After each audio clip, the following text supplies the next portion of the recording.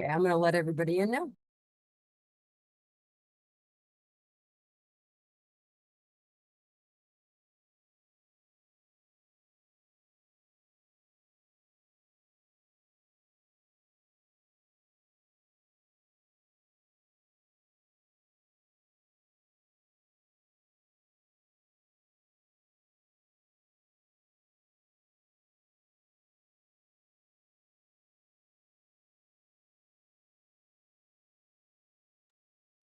Welcome, everybody. We'll just give folks a chance to get into the meeting room before getting started.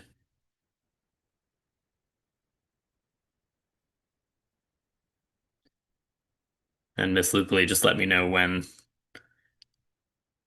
would be a good time to kick things off.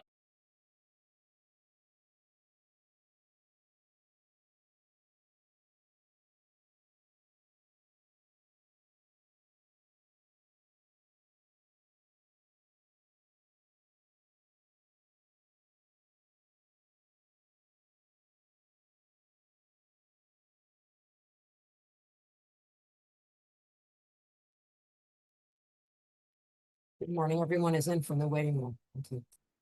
Perfect. Well, thank you, Miss Lupley, and good morning, everyone. My name is Graham Turk with Authority Staff. I'm joined here by Arthur Lefebvre, the docket's legal advisor. We're also joined by a few of our commissioners, Chairman Tom Wheel, Vice Chairman David Arconti, and Commissioner Janice Beecher, who are all listening in to learn about this process, trying to keep things informal and more of a roundtable style discussion. So this will be a little different than some of our technical meetings, not meant to be exclusively Q&A.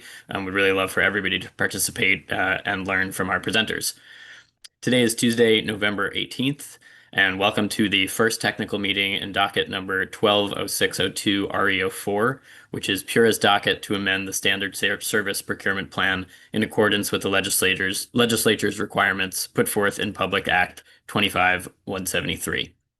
For a few housekeeping items, this technical meeting is being broadcast live on Pura's YouTube channel.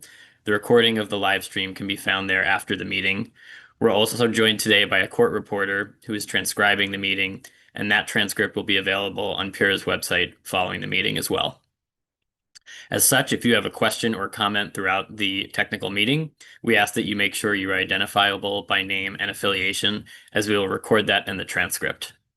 Additionally, the chat feature is not part of the official record, so we ask that you refrain from using that unless it's a purely technical audiovisual question, for example, issues with sound quality. But any comments or questions need to be vocalized for our record.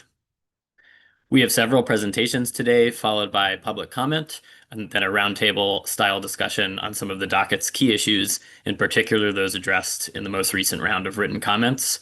This is by no means the last opportunity to provide feedback or input into the process, so please stay tuned to the docket for additional opportunities. And finally, if you'd like to be recognized during the technical meeting for question or comment, we ask that you locate the raise hand function under the React tab in Zoom at the bottom of the screen.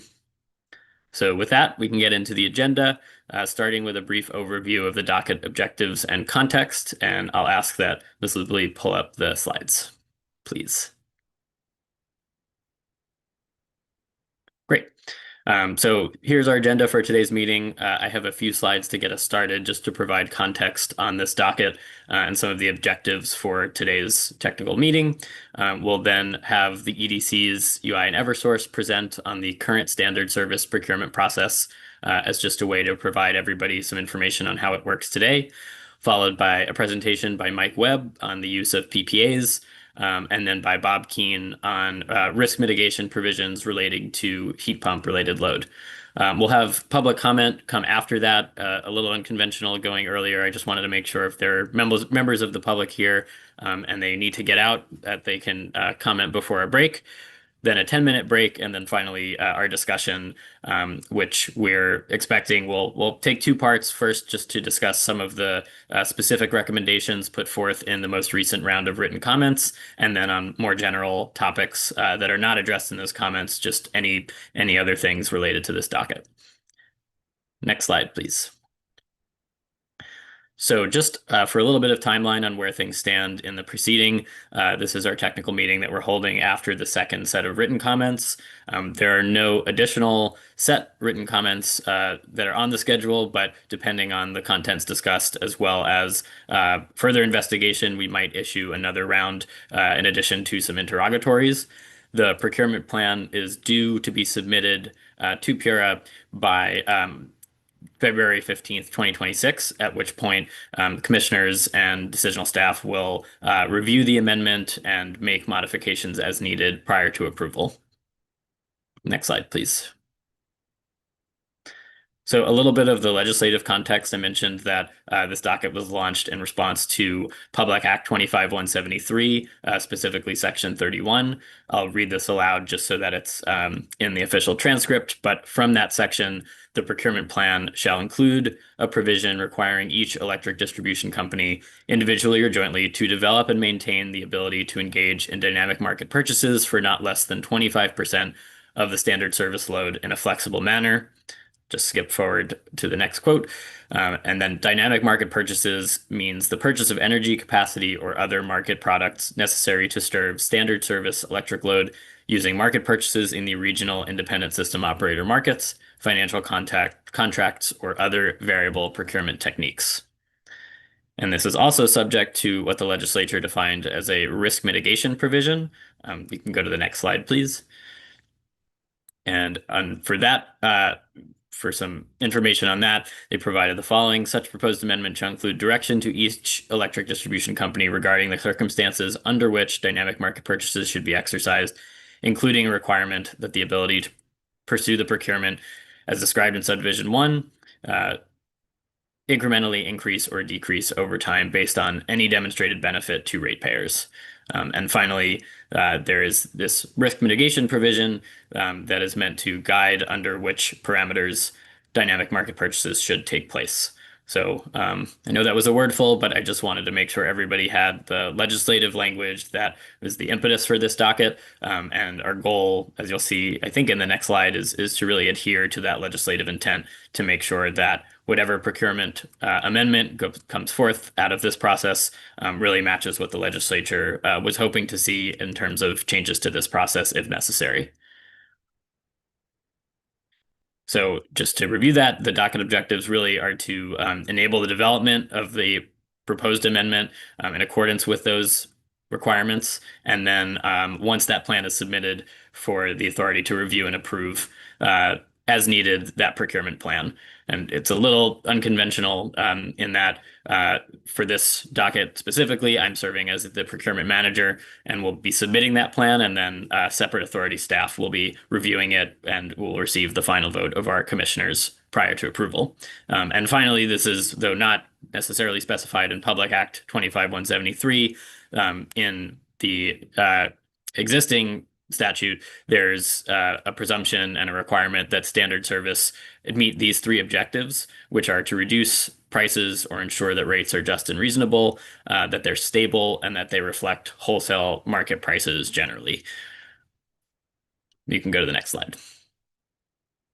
Great. And finally, just for today's meeting objectives, these are covered in the written comments, but sort of more broad goals of this discussion are to discuss and get feedback on under what circumstances the EDCs should be procuring standard service load through dynamic market purchases, exploring a few risk mitigation provisions that we've laid out in the written comment prompts, although by no means are those the only options. And finally, to address implementation considerations. For example, the best way to develop proxy price if our EDCs were to move forward with spot market purchases, how those day-ahead load forecasts are submitted, and staffing requirements to make sure that they could do this efficiently and according to ISO New England's requirements for load-serving entities. And though this fourth one, we definitely want to discuss specifically the second set of written comments, which were submitted yesterday. This is by no means the only goal, and we'd like to, if anyone has comments or thoughts that are not specifically addressed in those prompts, you can of course feel free to speak up. Next slide, please.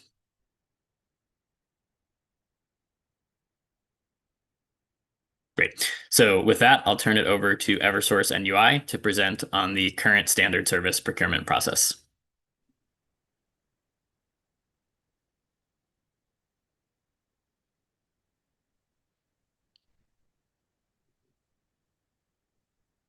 Good morning, everyone.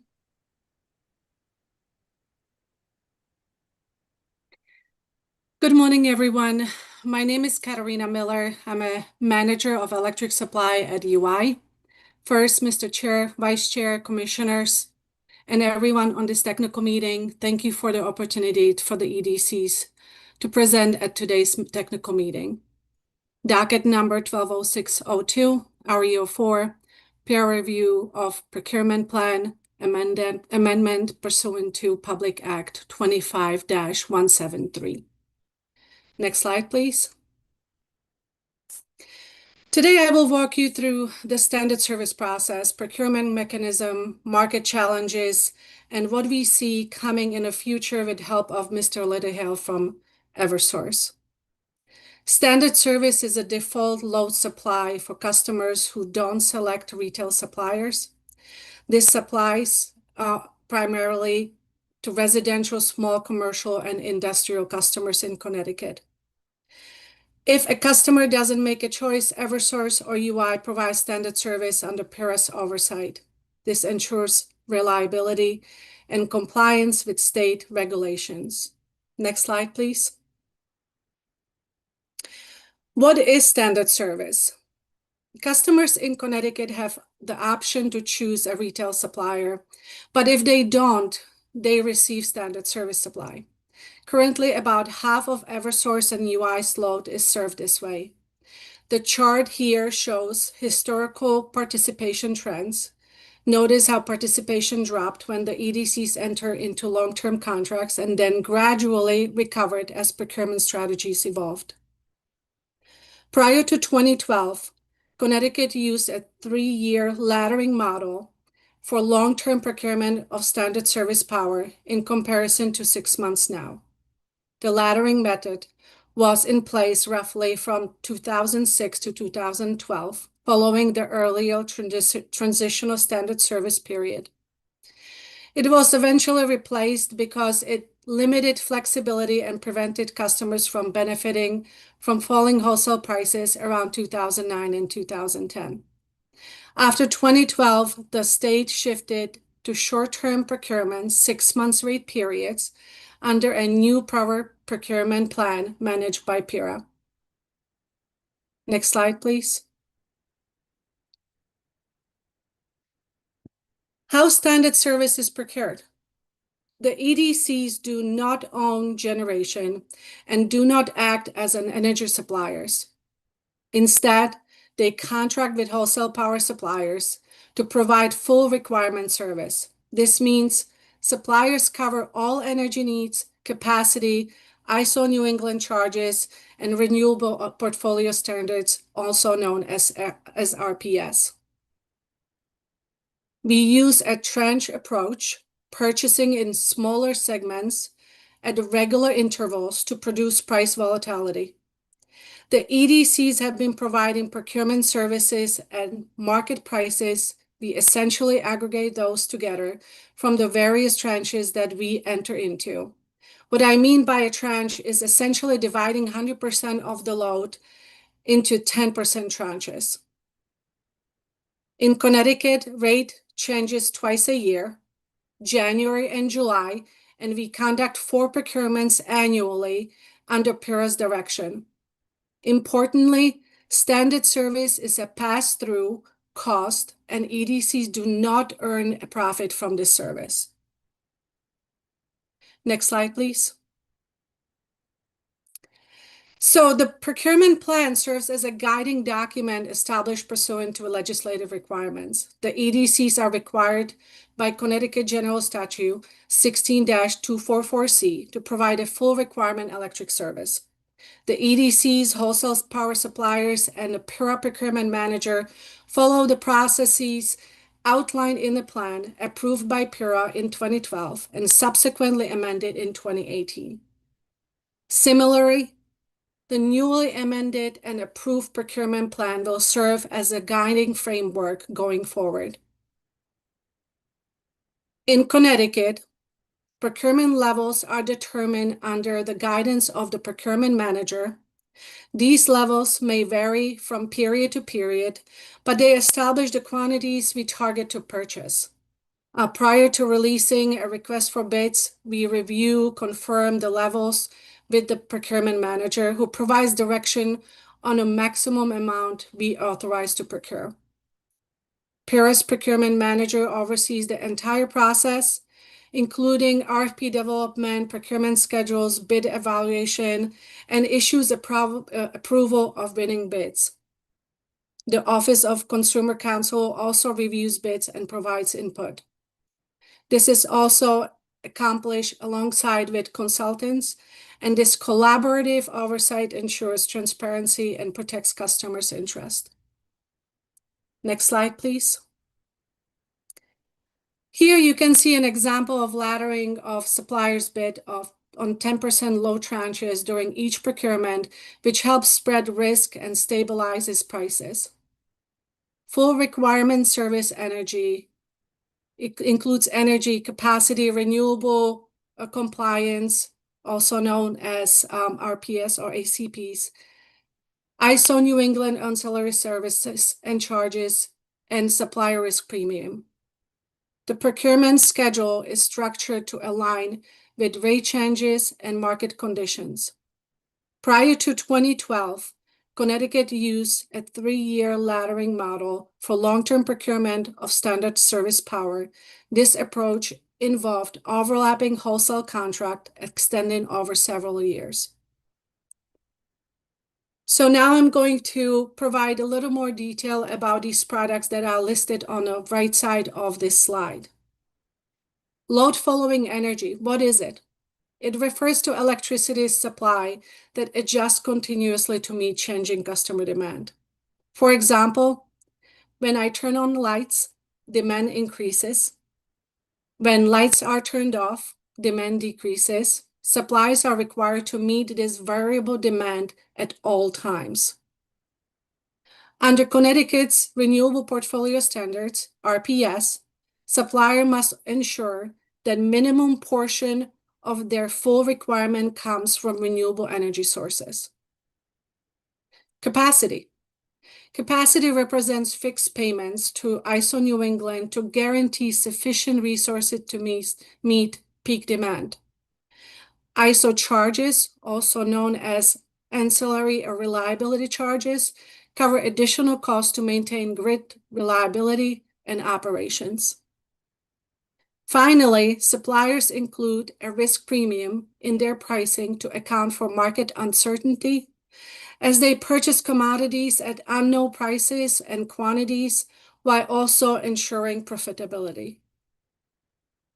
Next slide, please. This chart illustrates the major cost components of standard service energy, as I touched up on last slide: energy capacity, RPS compliance, ISO NE charges, and supplier risk premiums. These components vary over time, but energy and capacity typically make up the largest share. Supplier risk premiums vary due to the market price volatility and load size. I do want to mention that power purchase agreements cannot replace any of the existing supply components you see in here. Under a PPA, the energy sold under the contract is not load following energy, just like it is on standard service. It is not load following energy, and therefore it is liquidated in a market rather than used for standard service. The energy purchased from these PPAs and how the energy is liquidated has been established by the legislature. The proposal to use PPAs is strictly financial transaction. The net benefit or net cost resulting from the PPAs is allocated across the distribution customers, all distribution customers, through the non-bypassable federally mandated congestion charge, also known as NBFMCC, the rate adjustment mechanism, also known as RAM, And whereas standard service costs are allocated solely through the generation service charge to standard service customers, also known as GSC. The EDCs, if used PPAs, would still need to procure energy from the spot market, in addition to all other components shown on a charge, such as capacity, ISO charges, and risk premiums, would still need to be included to reduce short-term exposure. While EDCs can forecast and analyze historical data, the final cost will be determined in a real time and during 90-day reconciliation process in accordance with ISO New England Market Settlement Calendar. Next slide, please. Here we can see actually a familiar picture that has been presented before in the docket 17-1203 REO 10, which is also included in Power Procurement Plan. It is a risk spectrum. Ladder contracts help stabilize retail prices for customers by spreading purchases over time. Under full requirement service, suppliers bear commodity price risks which influence bid pricing. This approach reduces exposure to short-term market volatility and provides customers with more predictable rates. Now I will turn the presentation over to Mr. Littlehale from Eversource. Thank you, Ms. Miller. Appreciate everyone's time and attention and the opportunity to share some EDC perspective on the ISO New England wholesale power markets, which standard service is procured from. So my name is Parker Littlehale. I am a manager of wholesale power supply in the electric supply department at Eversource Energy.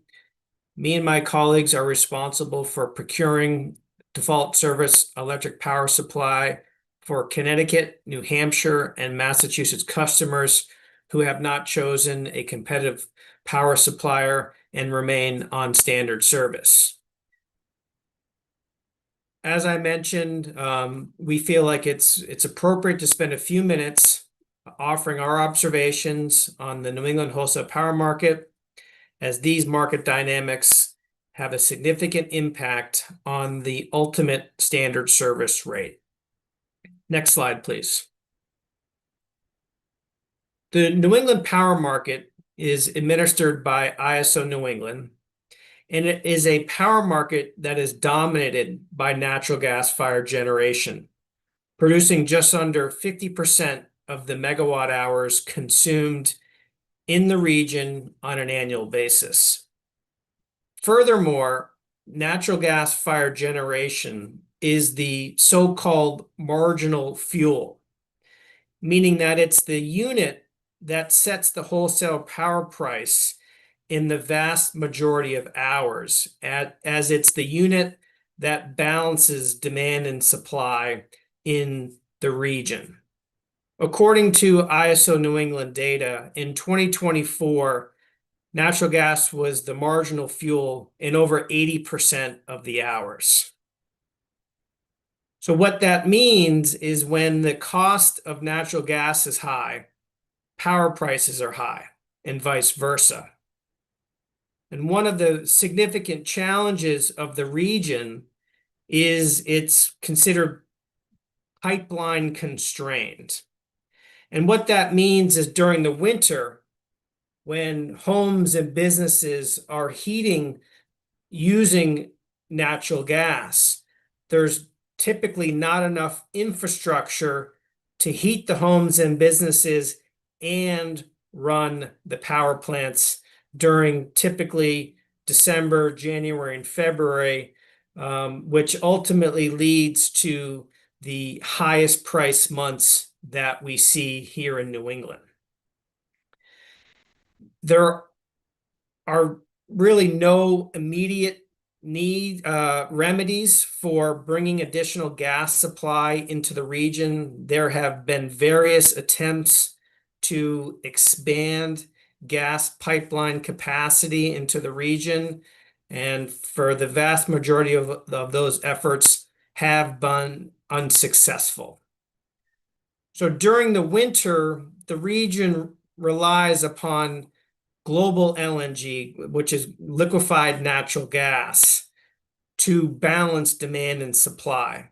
And there are 3 different points in New England that can obtain global LNG, but the dynamic causes the gas pricing points in New England to be influenced by this global benchmark.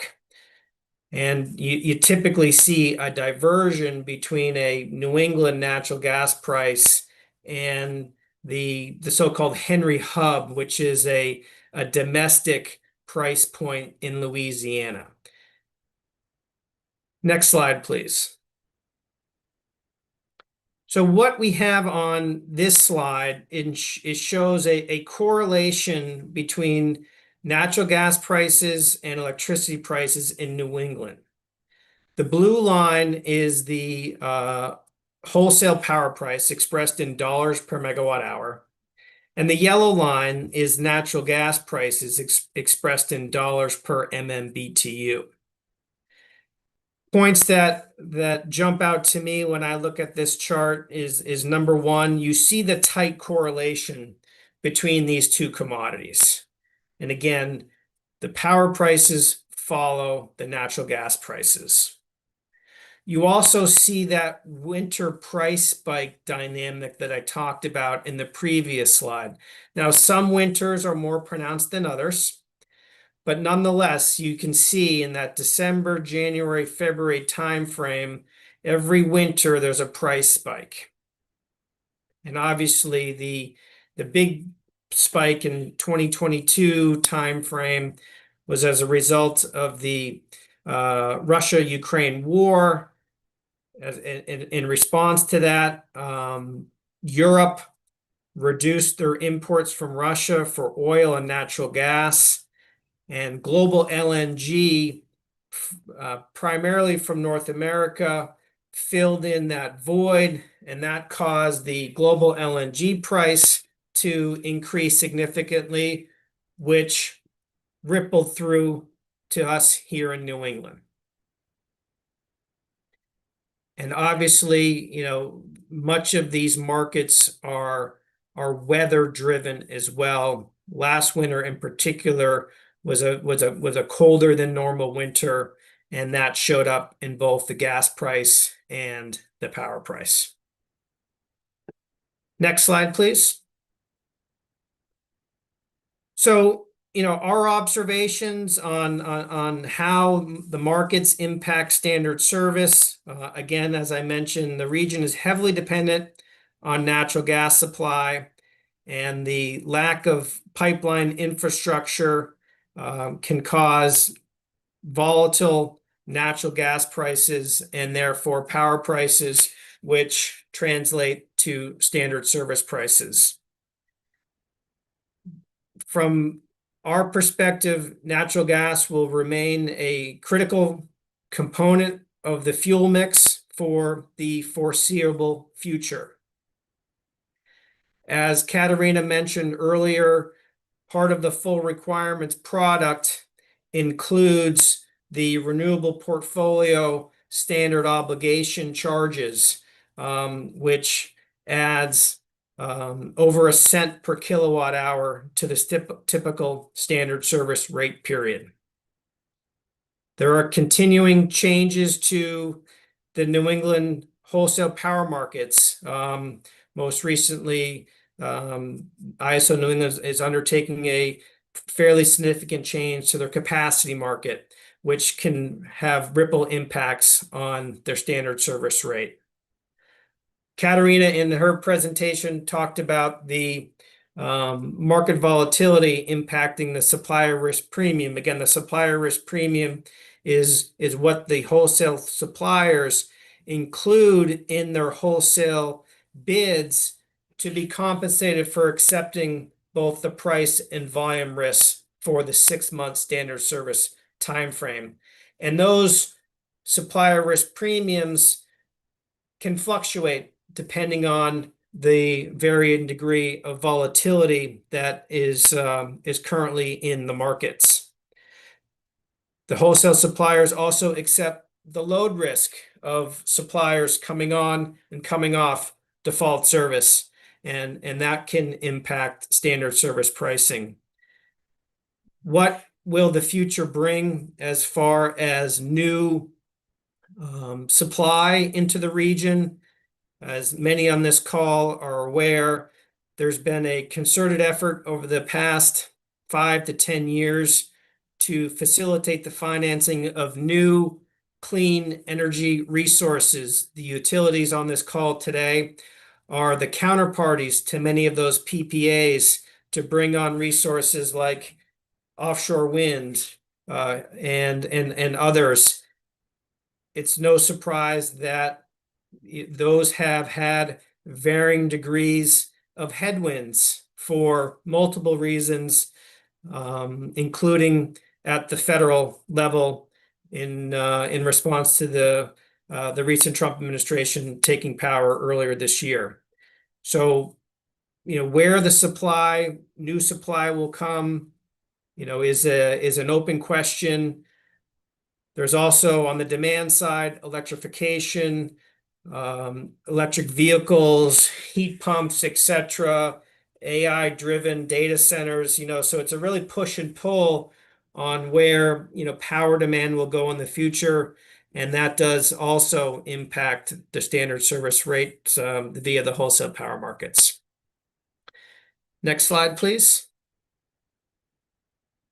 And finally, I close with a chart showing the CLMP standard service rate going back to 2024, and I was struck by some of Graham's opening comments. And for the most part, when you look over this 20-year time frame, the procurement plan has delivered fairly consistent and stable pricing, plus or minus the 10-cent kilowatt hour range. That's a credit to the procurement plan. That's a credit to many people on this call. It's a credit to laddering process to diversify our purchases across the calendar. The one main exception, obviously, is that 2022 time frame where you see that significant increase, which was not as a result of anything, plan related. That was driven more by global macroeconomic environment and impacts.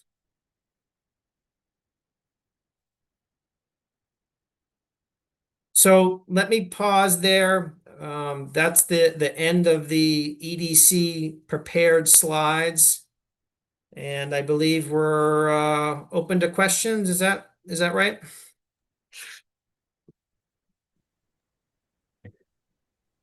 Great. Thank you so much, Mr. Littlehale and Ms. Miller. Yes, we will open it up for any questions to the presenters. And just a reminder, if you'd like to speak, please use the raise hand feature and identify yourself by name and affiliation for the court reporter.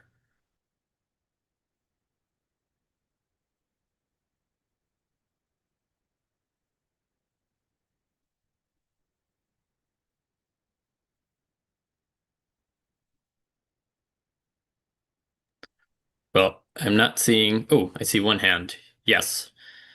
Go ahead, JR. Thanks, Graham. JR Viglione, with the Office of Consumer Counsel. Just one quick question on the risk spectrum slide. I think it's slide 8. At the top, am I just reading the chart right, that somewhere in the middle of this risk spectrum would be, the most resource and administrative kind of intensive mixture, let's say, if you were somewhere in between for management of standard service? Yeah, yes, I can speak to that. Thank you for that question. So in the middle, that's where we will basically transition into that potential self-supply. And and dynamic markets, right? And so that's where we will shift from wholesale power suppliers and providing the standard service supply and shifting onto a new process that will be available to us. Thanks. You're welcome.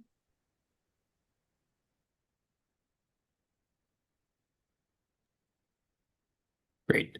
And any other questions? I see two hands. We'll go with Mr. Webb first.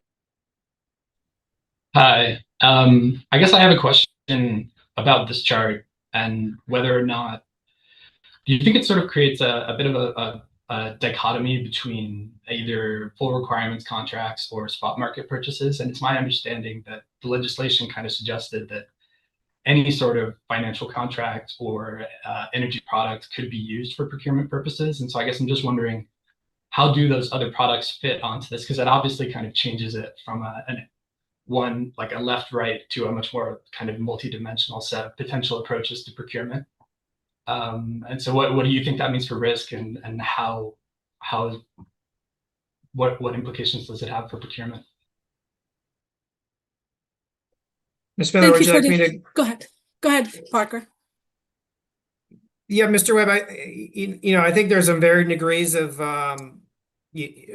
where you could fall on this spectrum. I think the way that I think about it primarily is who bears the risk of standard service.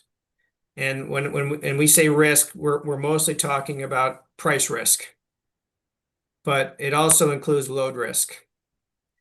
And when you are on the left side of that full requirements service, the wholesale suppliers that win the 10 tranches bear the risk of a significant price spike for the duration of the 6-month contract. They bear the risk of significant customers migrating off standard service, or contrary, standard service customers coming back to standard service. All that risk is borne by the wholesale suppliers during the duration of that rate period.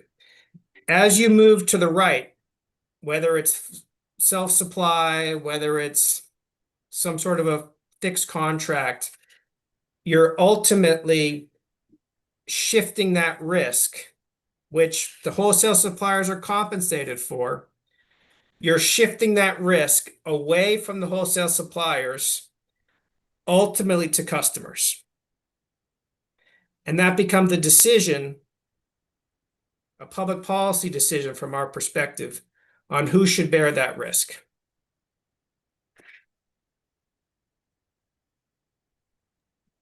Can I respond? Is that okay? Sure. I guess I just wonder if there's a load following component to any procurement portfolio. Doesn't that mean that load risk is pushed to the load following component? I mean, I guess I'm just wondering if you have a sort of like a fixed block as part of your procurement portfolio, which takes out, say, like 500 megawatt hours, and you subtract that from whatever your sort of like load obligation is at the end of the sort of market period.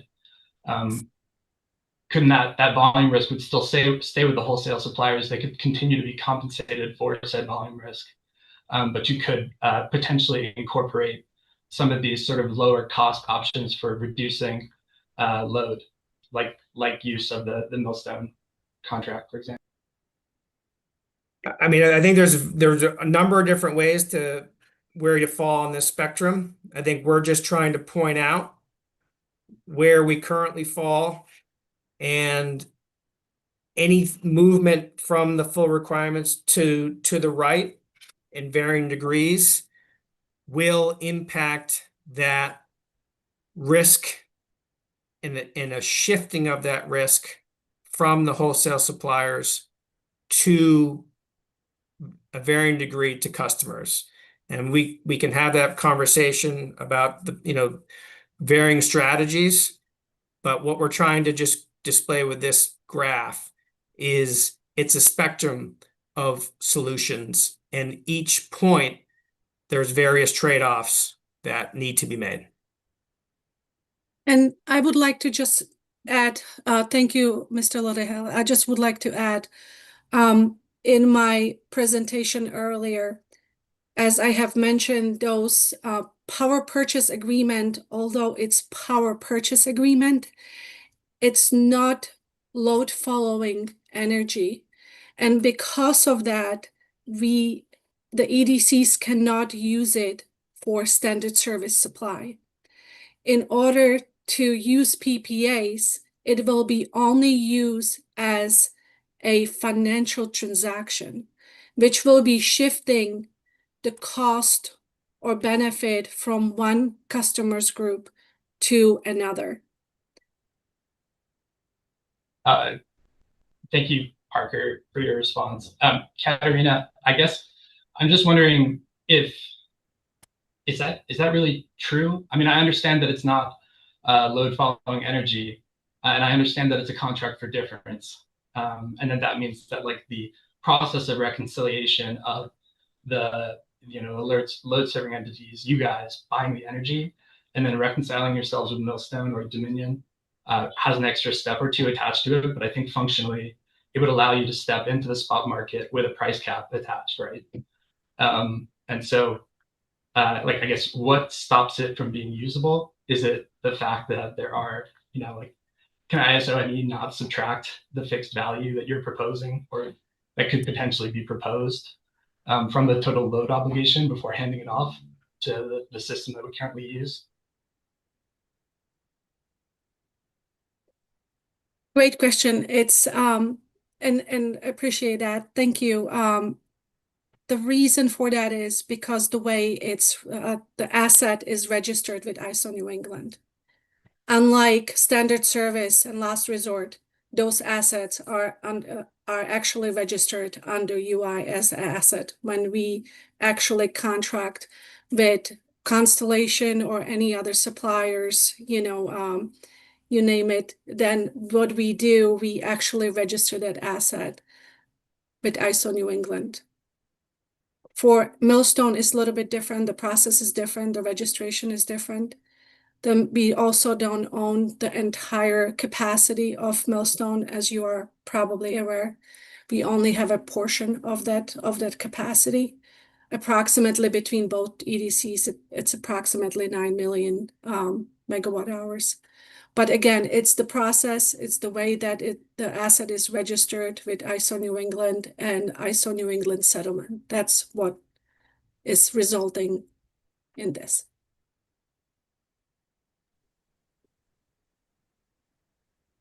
Great, thanks. And I know, Mr. Webb, you have a presentation later, so maybe we can get into some of these topics, but I appreciate the questions and discussion. We're going to go now to Consumer Counsel Coleman.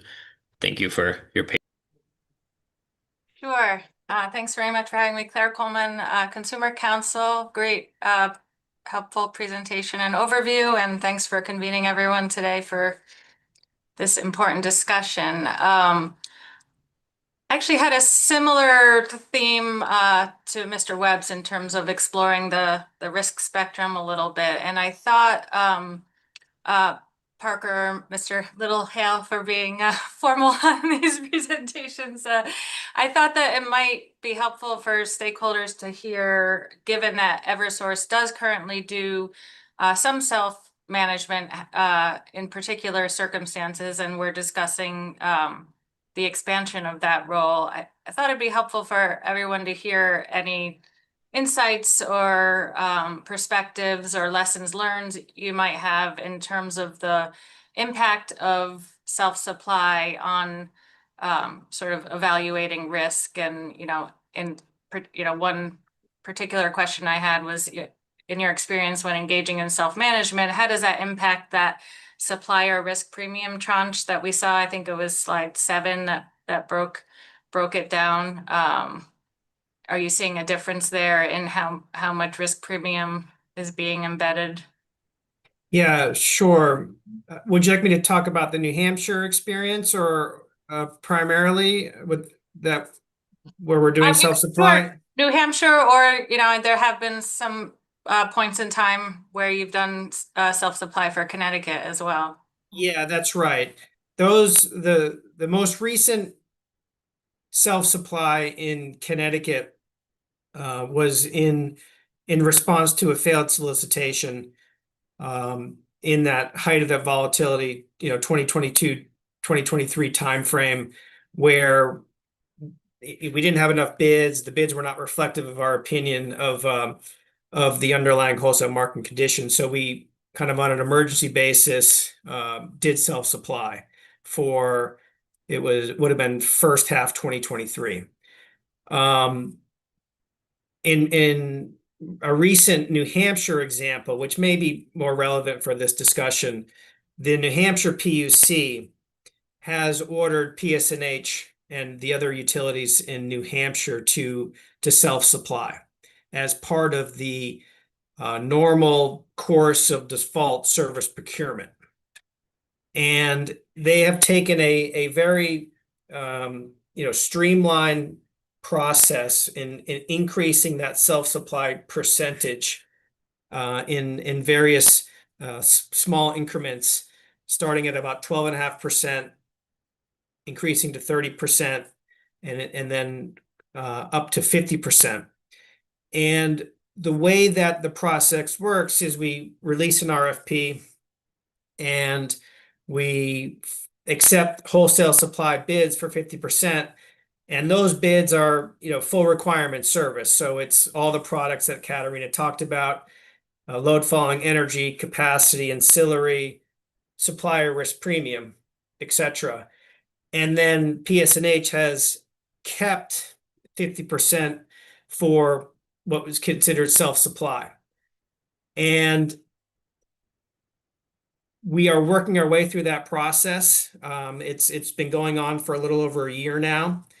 There's various ways to set the self-supply proxy price, because you need to identify a price in it or a rate in advance, because we don't know what those wholesale costs are going to be until the conclusion of a rate period.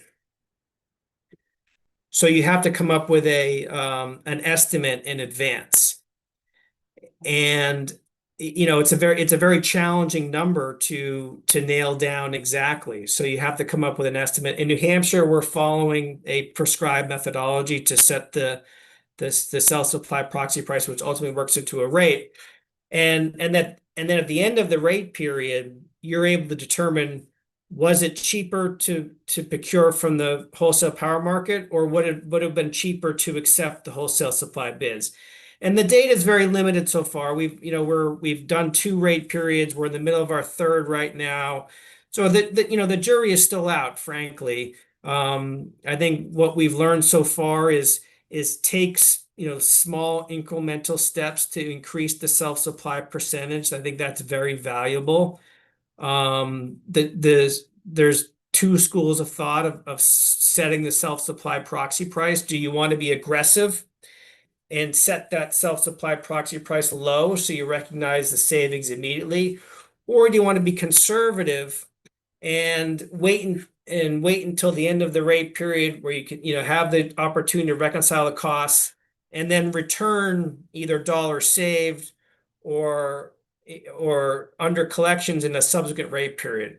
But it gets back to the risk spectrum slide. If we could flip over there for a minute, is whenever you move off 100% full requirements in an effort to reduce that supplier risk premium, you ultimately shift the risk away from the wholesale suppliers to customers ultimately, because it's very, very difficult to forecast what wholesale costs are going to be across energy, capacity, ancillary, RPS for a couple million megawatt hours.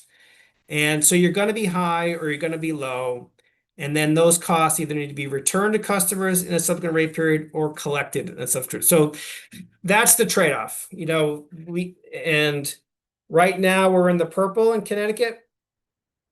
What New Hampshire's done is move a little bit towards the red, and we can continue to keep stakeholders updated on how that process is going. Great, thanks very much. Great. And I see Bob Keene has their hand up. Mr. Keene, go ahead. Yes, can you hear me? Yes, we can. Yes, my question is, I understand the model behind this is that some utilities buy strips and then they fill in based on the market. And what if those strips are something like wind, like the Revolution Wind or something? We're taking the PPAs that we have, and how does Eversource and you guys feel about intermittent generation being part of that portfolio, and what do you see doing about it?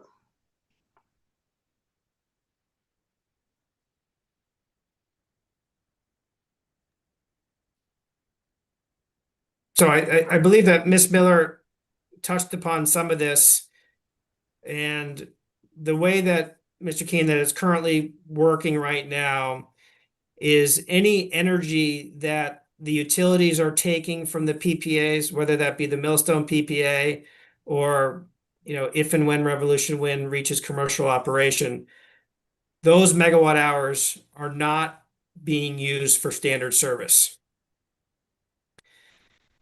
Part of the reason is those megawatt hours are not load following. And the way that cost recovery works for those PPAs is they are reconciled across all distribution customers, whether you're on standard service or you take your supply from a competitive supplier.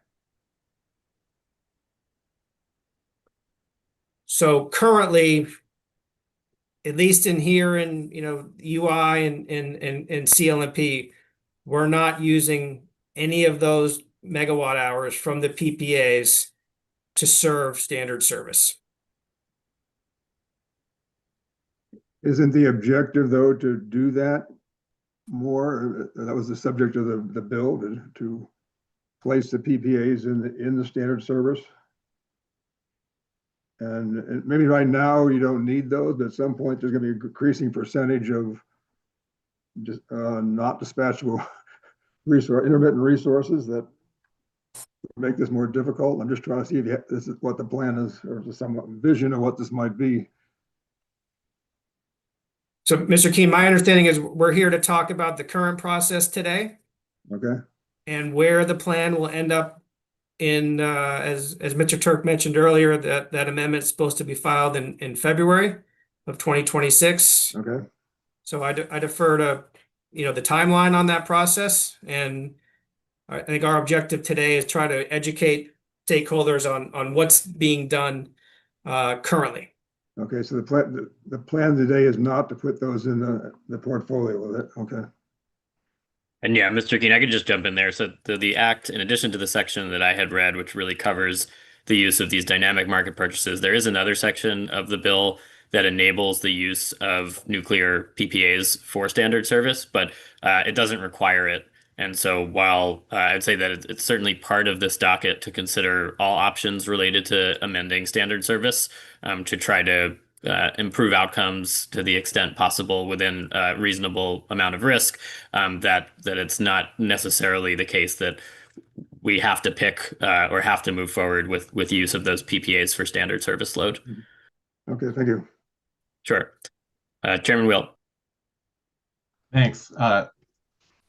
I'll start by apologizing. I know our notice of hearing promised that commissioners wouldn't even be here, and then today, and Graham promised that we were just in listening mode, but I can't help myself. Just to follow up, Mr. Littlehale, you were talking about the New Hampshire system, and you were talking about imputing the contemporaneous rate for recovering the self-supply half of load there. And the reconciliation issue, I was just curious, we obviously reconcile here in Connecticut historically for the long-term contracts, and we're just like any other item, right? We're either high or low, we're either under or over recovering. In New Hampshire, I know you said you only have 5 years of experience, but are you seeing any trends with respect to the comparative reconciliation between the long-term contract half and the self-supply half?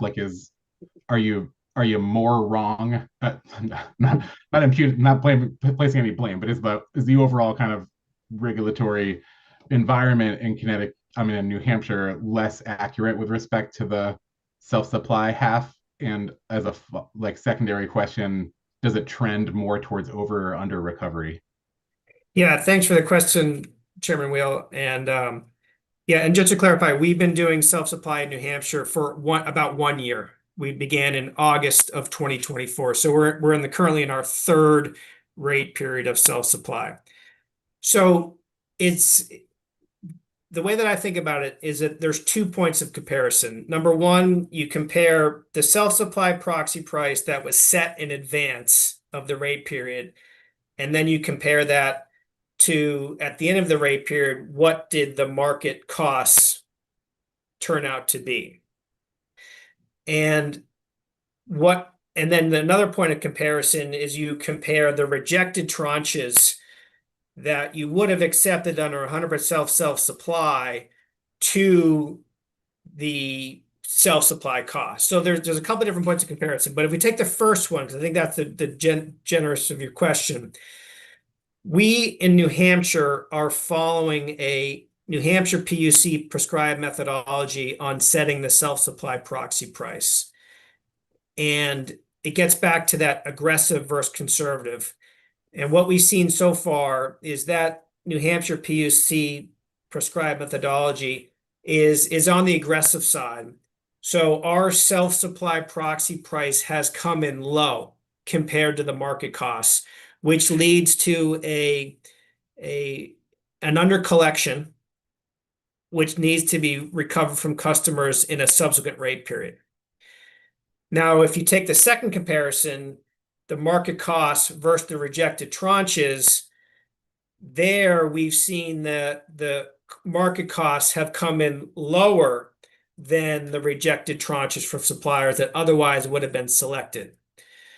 So the experience in New Hampshire to date is looks like we're saving customers some money in the first year, but our self-supply proxy price has been too low compared to the ultimate market costs, and that's leading to a positive.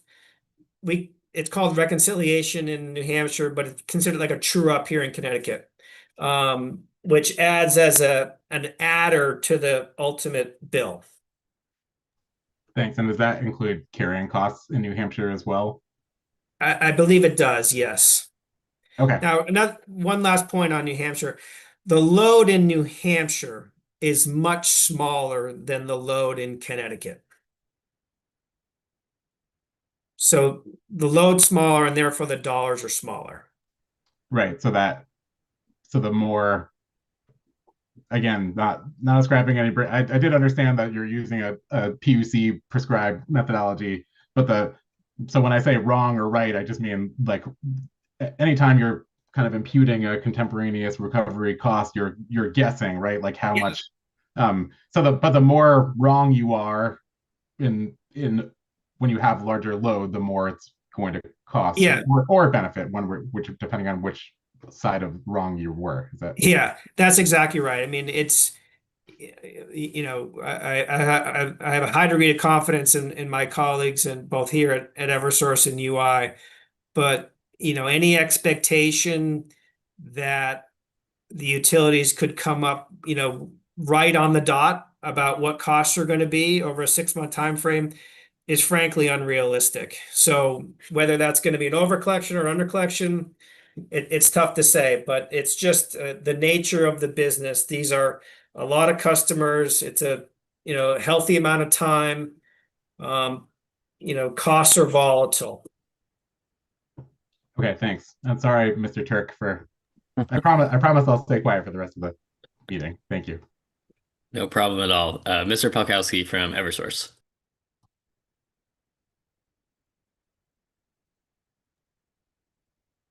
Oh, did we just... Justin, can you hear me? I see you're unmuted, but I can't hear your audio. I just want to make sure that's not just me. Can anyone...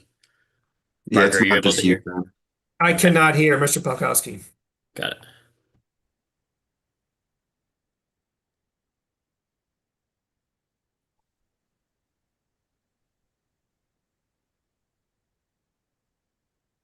Okay, I think while we wait for that, and Mr. Polkowski, feel free when you do get your audio back to please raise your hand and ask whatever question you had. But in the interest of sticking to our agenda, I'll just ask if there's any additional questions for Eversource and UI before moving on to our next presentation. Okay, not seeing any. So, Ms. Lubley, if you could, I think our next, let me make sure I have the order right. Yes, it should be Mr. Webb presenting next.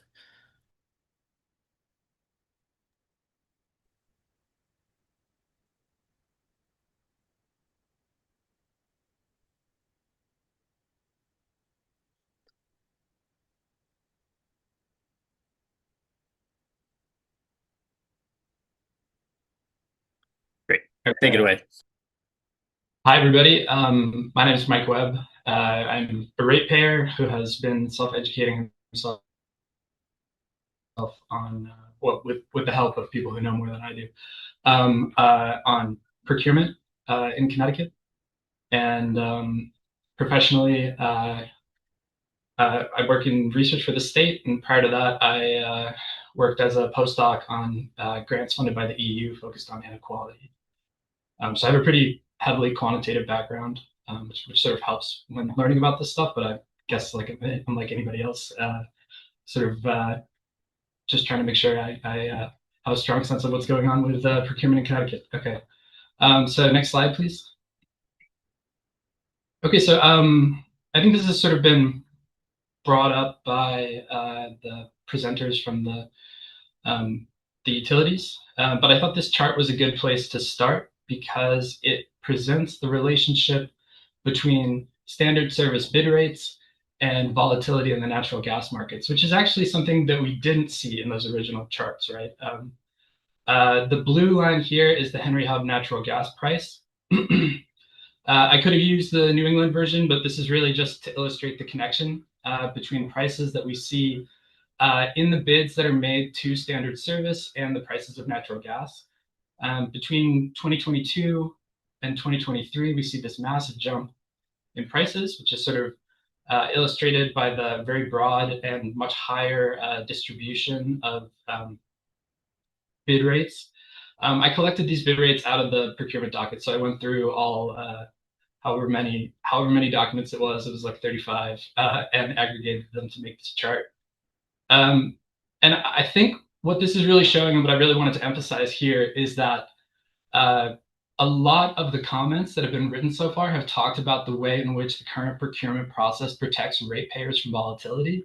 And this is really showing that when natural gas prices experience substantive volatility, not just kind of the standard intermittent volatility that we saw in 2017, 2018, 2019, when prices remained relatively stable, we actually do not see price stability, right? We see a massive jump in price, and one that actually ratepayers ended up having to, ratepayers paid, right? That shift that you see on this chart translates into hundreds of millions of additional dollars being paid by consumers all over Connecticut. So next slide, please. And the reason that that happened is because the procurement process as it stands relies entirely on 6-month full requirement contracts, which are bought up to 1 year in advance. And it is true that a full requirements contract does provide absolute price stability over the term of the contract. But it's also true, and it's been stated both in this proceeding and others' comments, as well as in historic proceedings, that full requirements contracts are sort of infeasible for in long-term form, which means that the portfolios which are constructed with those full requirement service contracts are inherently vulnerable to substantive and long-term volatility. And this is not me saying that. There are academics out there who have said that. There are political consultants who have said that. There are retail suppliers who will say that if they're selling it to the right person, right? I mean, each of those links, feel free to click on them. They do provide that information. The first one is a little bit technical. They kind of go more technical to less technical as you go across. And And so this means that the price spike that we experienced in 2021, 2022, 2023 was pretty predictable. It was very much what would happen if you construct a portfolio that only has relatively short-term coverage, which is then exposed to sustained volatility. Next slide, please. Connecticut is not alone in that experience, right? Almost every state in New England, with the exception of Vermont, experienced a similar price spike. And Pura produced a report either last year or the year before, which basically showed that every other state in New England, with the exception of Vermont, is functionally doing the same thing, right? There's some variation, but largely people are constructing short-term portfolios with full-term requirement service contracts. So what is it that makes Vermont different? So there's probably some people who are saying, well, Vermont is a vertically integrated utility, so this isn't a fair comparison. But if you could go to the next slide, please. Vermont is actually massively sort of under-equipped to meet the load that it's required to serve, or the various utilities in Vermont are massively under-equipped to meet that load. And so that means that they have to go on the market just like every other deregulated utility does. And they actually get a lot of their energy from long-term contracts. And so that's why we saw Vermont's prices not spiking the way that everybody else's prices did, because they have those long-term contracts, which are the sort of fundamental building block to a secure portfolio that can handle substantive risk or substantive volatility, which extends beyond the 6-month period that we're currently buying coverage for. And having a 1-year ladder versus having a 3-year ladder, I know that was brought up by the utilities as well. We had a 3-year ladder and it doesn't work, and it didn't work. And that's not entirely true, right? Because ultimately, during that period, we were still buying full requirement service contracts, and maybe the length was a little bit different, but these are still contracts that are not sort of they don't lend themselves to long-term structures because of the risk premium, because of all the reasons that were brought up by the utilities, right? We have load risk, there's systemic risk, all of these things that have to be accounted for by those wholesale suppliers when they're trying to sell the long-term contract. And so it simply becomes too expensive to be feasible. At least that's the explanation that's been given earlier in other proceedings. And so that's not what Vermont is doing. Vermont is going and getting its long-term contracts directly from generators or merchant generators. And those merchant generators, and there are academic articles out there that can show this to you, actually have an incentive to offer you a lower price than a wholesale supplier would, because they're looking for stability. They want to be able to guarantee that the forward contract that they sell you secures their sort of like their operation and allows them to continue to produce energy and guarantee that it's going to be sold at the price that's sort of profitable for them. And so they have a risk that they're trying to cover, which means that we could benefit from purchasing from them directly as opposed to purchasing from a wholesale supplier. And that's functionally what working with the Millstone PPA is doing, right? We're going directly to Dominion, directly to the owner of the Millstone power plant and saying, hey, we'll buy that energy off of you for $50 per megawatt hour. If it's different, if it's higher, you're going to pay us. If it's lower, we're going to pay you. And that's what the balance is. And so long-term contracts allow Vermont to sort of mitigate systemic risk towards ratepayers. And the same is true, or would be true for Connecticut, were it to use the Millstone power plant agreement. Next slide, please.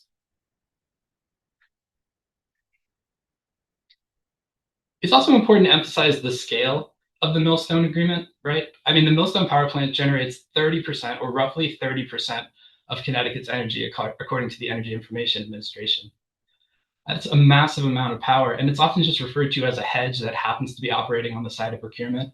But Connecticut is functionally, or the state of Connecticut is functionally buying 15% of all energy that's produced in Connecticut and then selling it back into the market frequently at a loss, right? I think there's only 1 year where there actually was any profit made off of this hedge.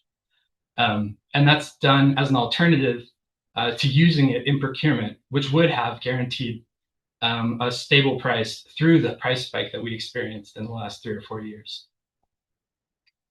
In the last technical meeting on procurement, Eversource estimated that in the first half of 2023, the use of the PPA could have saved ratepayers $600 million. And those savings would have continued into the second half of 2023, 2024 as well. Next slide, please. So the question that was posed by the authority was how much energy would be used if we were going to use the Millstone PPA. And I think there's sort of two schools of thought here. On the one hand, you could try to use as much as possible to lower costs for ratepayers and to reduce the costs that are currently associated with the way that the Millstone PPA is being handled. Eversource estimated, again, from that technical meeting, the previous technical meeting on procurement, that somewhere between 50 to 70% of all standard service demand could be met through the use of the Millstone PPA. There's definitely a case to be made that because it is a single generator that would be providing all of that energy, and if it were to go offline, there would be, sort of large exposure to the spot market. This is something that I addressed in the written comments that I provided for the first set of written comments, specifically looking at the information on how frequently the Millstone power plant has gone down, or at least both turbines have been down. It's only happened once in the last 10 years, and it didn't have a meaningful impact on the marginal price on the ISO&E spot market. So this indicates that if that were to happen, it's not a huge risk. At least it's not based on the historical evidence that we have. And it's also pretty unlikely that it would happen. It's also worth considering that the price benefits of using the PPA spread out across a year or 2 years would flatten out any kind of spike generated by a short-term outage. I want to take a moment here, though, to say that I think it's really important that whatever amount is used, and I think this also applies to spot market purchases, that whatever amount is used should be a fixed amount. It should not be a percentage that shifts and is load following. A load following percentage is going to translate into a load following percentage of RSP requirements. And that means that you're going to potentially have to buy some kind of security from probably a wholesale supplier. And then you basically just have a full requirements contract without the energy component, right? And that's an opportunity for those risk premiums that we're sort of trying to step around through the use of the spot market to step back into the equation. Which is problematic. And so I presented here, I've done this in much greater detail in the written comments, but an explanation of what potential sort of blocks could be carved out from the Millstone PPA to be contributed towards the load. And I've also highlighted that this is a relatively secure thing to do. We talked about load risk a little bit, or Eversource talked about load risk a little bit in their presentation. Not all load risk is the same, right? If you're talking about the state of Connecticut, the odds that the state of Connecticut is not going to use 500 megawatts an hour of power on any given day or at any given hour block over a whole day is pretty low. It's basically zero. And that means that you could carve out a standard block that you purchase, which you take on that sort of load risk of like, hey, we bought it, maybe we're not going to use it. We probably will, because it's a relatively small amount of energy compared to the total amount of energy that we use. And it's really only on the margin. It's that question of like, okay, is it going to be 1,300 or 1,350 or 1,400? Is that like megawatt hours for the load? It's not a question of whether it's going to be 500. So you could comfortably purchase or chart out a 500 megawatt hour block as part of your sort of load coverage without any concern that you're not going to sort of like meet that obligation. Okay, next slide, please. So this is probably the most important chart, and this gets at what were concerns raised by pretty much every one of the commenters, I think, around whether or not using the Millstone PPA would be equitable. And I have 4 lines here, each of which represents a relative cost of energy for a different entity connected to the wholesale market in Connecticut. The first is Constellation Energy. This is the largest retail supplier in Connecticut, which is why I selected them. I sort of charted this out for all the retail suppliers, but this is the one that I've included in this chart because I think it's just easier to understand. All 4 of the largest retail suppliers, which account for the majority of contracts, look almost exactly the same. This is their median price. I've annualized the standard service price, presented here with the dashed black lines, just to make it easier to compare. Because obviously, if you were to look at the winter and summer rates, you'd see them going up and down around it. I think the annualized just sort of makes it a little bit more straightforward. I spoke with CMEC, which is the procurement organization that handles energy purchasing for the municipal utilities in Connecticut. So they're buying off of the same grid that the wholesale suppliers are buying off of. And you can see that that their energy costs, or their sort of wholesale, like full requirements energy cost equivalent, with that green dashed line. And then finally, the purple line is the wholesale cost of energy, or the average quarterly wholesale cost of energy as reported by the ISO&E. All four of these lines include all of the components connected to full requirements contracts. Where I didn't know what somebody's RSP costs were, I added them in as the alternative compliance payments, just to make sure that they sort of are as conservative as possible. So for everyone except for the standard service rate and the Constellation energy rate, those numbers would actually probably be a little bit lower. So the differences would be starker. And what we can see here is that starting in 2023 and then moving forward, there's a pretty dramatic divergence between the standard service rate, the rate that's being offered by retail suppliers, and the rate being sort of secured by CMEC, and the rate connected to the wholesale market. CMEC's rates stay close to the wholesale market, which is one of the goals of the procurement process, right? That was set at the start, that the procurement process should produce costs that reflect the prices of energy on the wholesale market. And that's what CMEC's been able to do. Standard service rate, on the other hand, at least over the last 2 years, has really failed to do so. We see rates that are massively over the cost of energy on the wholesale market as it's reported by the ISO&E. It's interesting to note that retail suppliers don't really have to provide energy costs that reflect the wholesale cost. They have to provide prices that are marginally lower than the standard service cost in order to be able to get customers of standard service to switch to their energy products. And that's what we're seeing, is that even though there's so much opportunity to offer relatively lower prices, given the inflated state of standard service as it's been over the last 2 years, retail suppliers haven't been doing that. And what does that mean? That means that everybody, both the standard service customers and the non-standard service customers for residential and small commercial, are all paying much higher prices than they otherwise would. And so in that sense, being able to bring down the standard service rate, which serves as a marker, as sort of like leading point for the retail prices, means that you could bring down standard service prices for everybody. So when we get to the question of equity, is it equitable to use the Millstone PPA?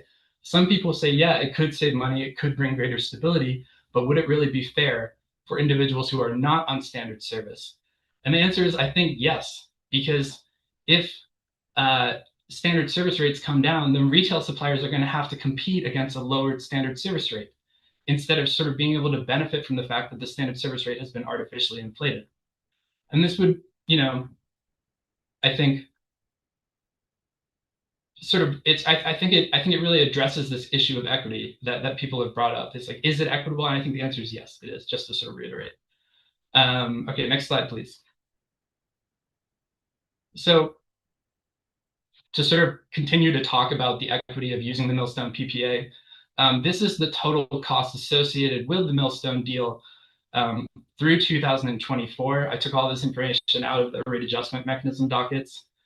And you can see that for the most part, with the exception of 2022, when we saw those massively increased prices, the Millstone PPA has been losing money. And even though we did save almost $300 million in 2022 through the financial hedge, or the use of the Millstone PPA as a financial hedge, ratepayers are still coming out pretty significantly in the negative, negative roughly $201 million.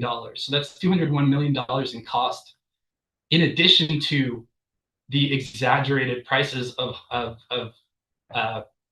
the standard service rate as it has been for the last 2 or 3 years. So this number has to be added to those additional costs when we consider what the real cost of not using the Millstone PPA is for ratepayers. And this number, we don't have to sort of like make a broad argument for why it's equitable. The idea that it would bring down retail supplier costs, that doesn't apply here. Everyone is paying this. This $200 million is something that everyone in Connecticut has to contribute to. And barring another massive price spike, we should expect hundreds of millions of dollars in additional costs to continue to accrue. So this is going to be I think this alone should be an argument for using the Millstone PPA, because this would allow us to avoid these costs. It would allow everyone in Connecticut to avoid a $300–400 million additional bill. And ultimately, I think at the end of the day, if you ask people whether or not, hey, do you want to spend $400 million or not, they're going to say, I don't want to, even if it means that somebody else in some way benefits from them not having to pay that $400 million. So I do not understand the argument that it is inequitable to use the Millstone PPA for procurement, because it would save everyone money, including, industrial users would benefit because they wouldn't have to pay for their portion of this hundreds of millions of dollars that's being spent. Retail and residential customers would benefit, or commercial and residential, retail, and standard service customers would benefit from lower prices. Next slide, please. And finally, I don't think we don't have to guess at any of this, right? If a simulation had been produced testing to see how the current procurement process works when exposed to sustained volatility, it would have shown that the current system is highly vulnerable to price increases, and that a portfolio that takes advantage of some kind of long-term contract is considerably less vulnerable. This is something that can be sort of objectively measured. And I think that any attempt to show that full requirement service contracts are in the best interest of ratepayers, which is something which is sort of explicitly in the general statute, should include an evaluation like this, which can highlight how the incorporation of said full requirement service contracts into the portfolio do meaningfully improve the stability and sort of price of the energy that's being purchased in that way. And I think it's really important that when an analysis like that is done, that the assumptions for the model, the code for the model, are all publicly available. And I understand that in the past, it hasn't been available because they're considered trade secrets, but this is sort of, it's simply too much money. It's too important to not be able to be sort of independently verified by people in the public who have the ability to look at an analysis like this and assess whether or not it's biased in some way. And that's all I have. Thank you. Great. Thank you so much, Mr. Webb, and really appreciate you taking the time, your free time, to dive into 35 procurement amendment dockets. I think you deserve an award for that. I'll ask if there's any questions for Mr. Webb on his presentation.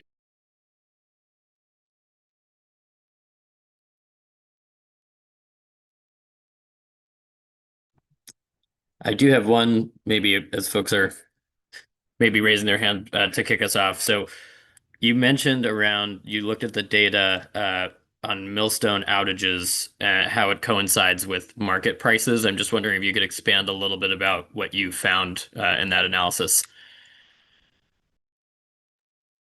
Yeah, sure. So I haven't done an intensive analysis. I found the one instance in the last 10 years when both turbines were down. One turbine went down for scheduled maintenance. The second turbine went out unexpectedly. I believe it took in the order of like 3 weeks to a month for that second turbine to be brought back online. I went and looked at the ISO any historic average daily LMPs over that period. Found that there was no sort of meaningful change relative to the sort of standard daily average LMPs that we see over that time. And that actually, if that had happened and the ratepayers had been obliged to buy from the spot market for that period, they would have saved money. So I think if there's concern about committing to usage of the Millstone PPA because of the single generator component, these are highly reliable plants that are strongly regulated for that reason. And then one other quick follow-up. So I know you talked about sort of this use of the block that would then potentially reduce the amount of energy procured through the standard service tranches. I guess I would just maybe invite the EDCs to chime in on this one. But I'm curious, I know Ms. Miller mentioned before that the way the asset's registered is different, that it's really a financial transaction more so than an energy one. And I'm curious if sort of mechanically how could something like that work? And what would it mean on the reconciliation piece in terms of how the standard service tranches are filled if we were to try something like what Mr. Webb recommended? Good afternoon. Thank you for that question. Appreciate it. So as I have mentioned earlier, for us, it would be a strictly financial transaction. What we will do if there was a tranche to cover by Millstone, use the contract price and any net benefit or net cost and shift that from all distribution customers onto standard service customers. So it's shifting cost from one set of customers to the other subset of customers, which is standard service. And again, we have addressed that in our written comments as well, but that would be the process at the moment. Great, thank you. Any additional comments from Eversource on that? I think that I know it's covered a lot in the written comments, but just wanted to make sure in case anyone from the Eversource side wanted to answer that as well. Sorry, in case it might be different for how you all would do it versus UI's process.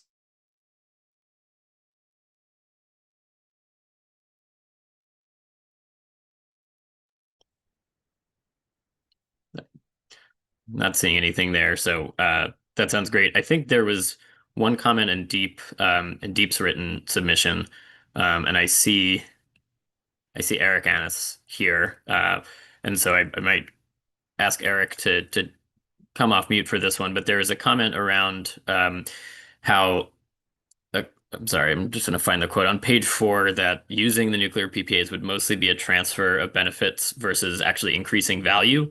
And so I'm wondering, sort of, is there, and Mr. Webb, maybe you can sort of join in on this too. I'm just curious if there's any way that you envision that the use of the PPAs could do more than shifting the cost or benefits of the nuclear contracts and how they're recovered today in the NBF MCC. And if sort of that is the role of the PPAs you'd envision to bring down, like you said, potentially the total procured cost versus it more being that financial shift from something that's recovered from all customers to something that would be attributed to just standard service customers. I wasn't sure who that was directed to ultimately. Sorry, yeah, I think you and Mr. Webb, but first, I don't know if anything that Mr. Webb presented on kind of hits on that comment around right now the nuclear PPAs as envisioned being more of a transfer of value or cost, and if there's anything that from that presentation that sort of would change the calculus around that.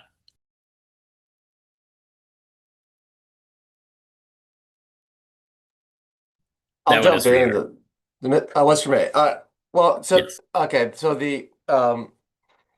it's really the point Katerina was just making a second ago. So if you assume you're just gonna take 10% of load and then take that whatever percentage of Millstone that is, and have that serve load, you basically the EDCs will collect from the ISO the delta between the market and the contract. So they'll get, if the market is 3 cents, they'll get 3 cents from the market, and then they would have to have the standard service rate 2 cents from ratepayers.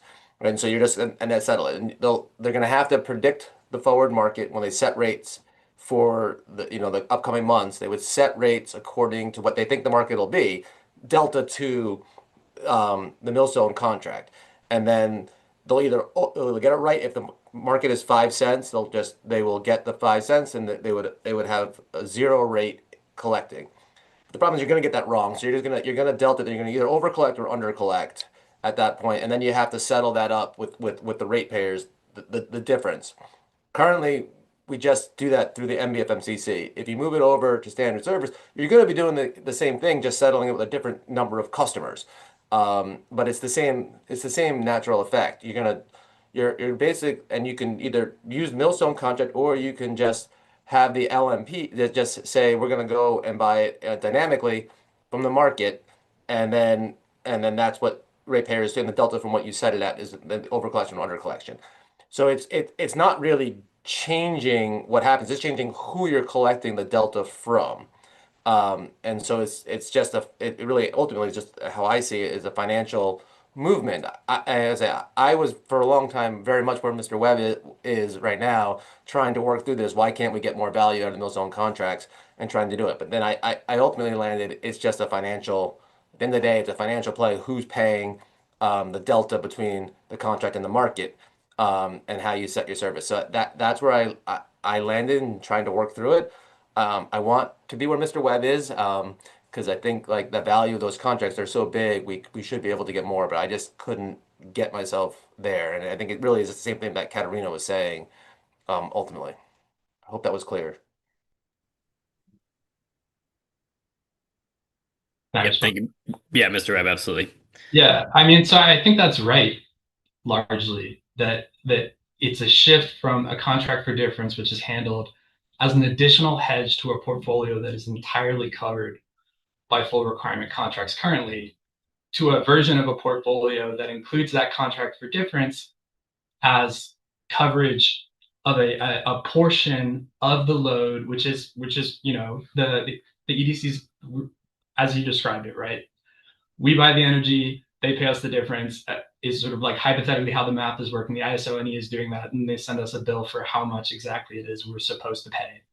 And the point is that for every portion or every megawatt hour of load that gets covered using that contract, you don't have to buy a full requirements contract.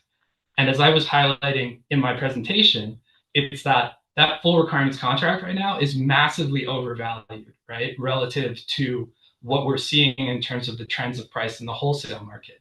And so we have a sort of like a wholesale section of the load, which is covered via the Millstone PPA and is tied to that price that's connected to the Millstone PPA and would stay there at that sort of $50 megawatt hours, regardless of how high those full requirement contracts are going.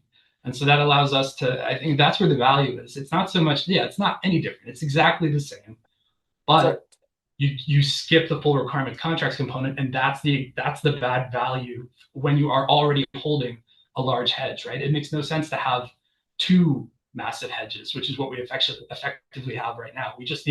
We already bought one, we have it, we can't do anything about it, we should use it. And then we can supplement with the full requirements contracts for the components that we can't cover through the hedge that we already have.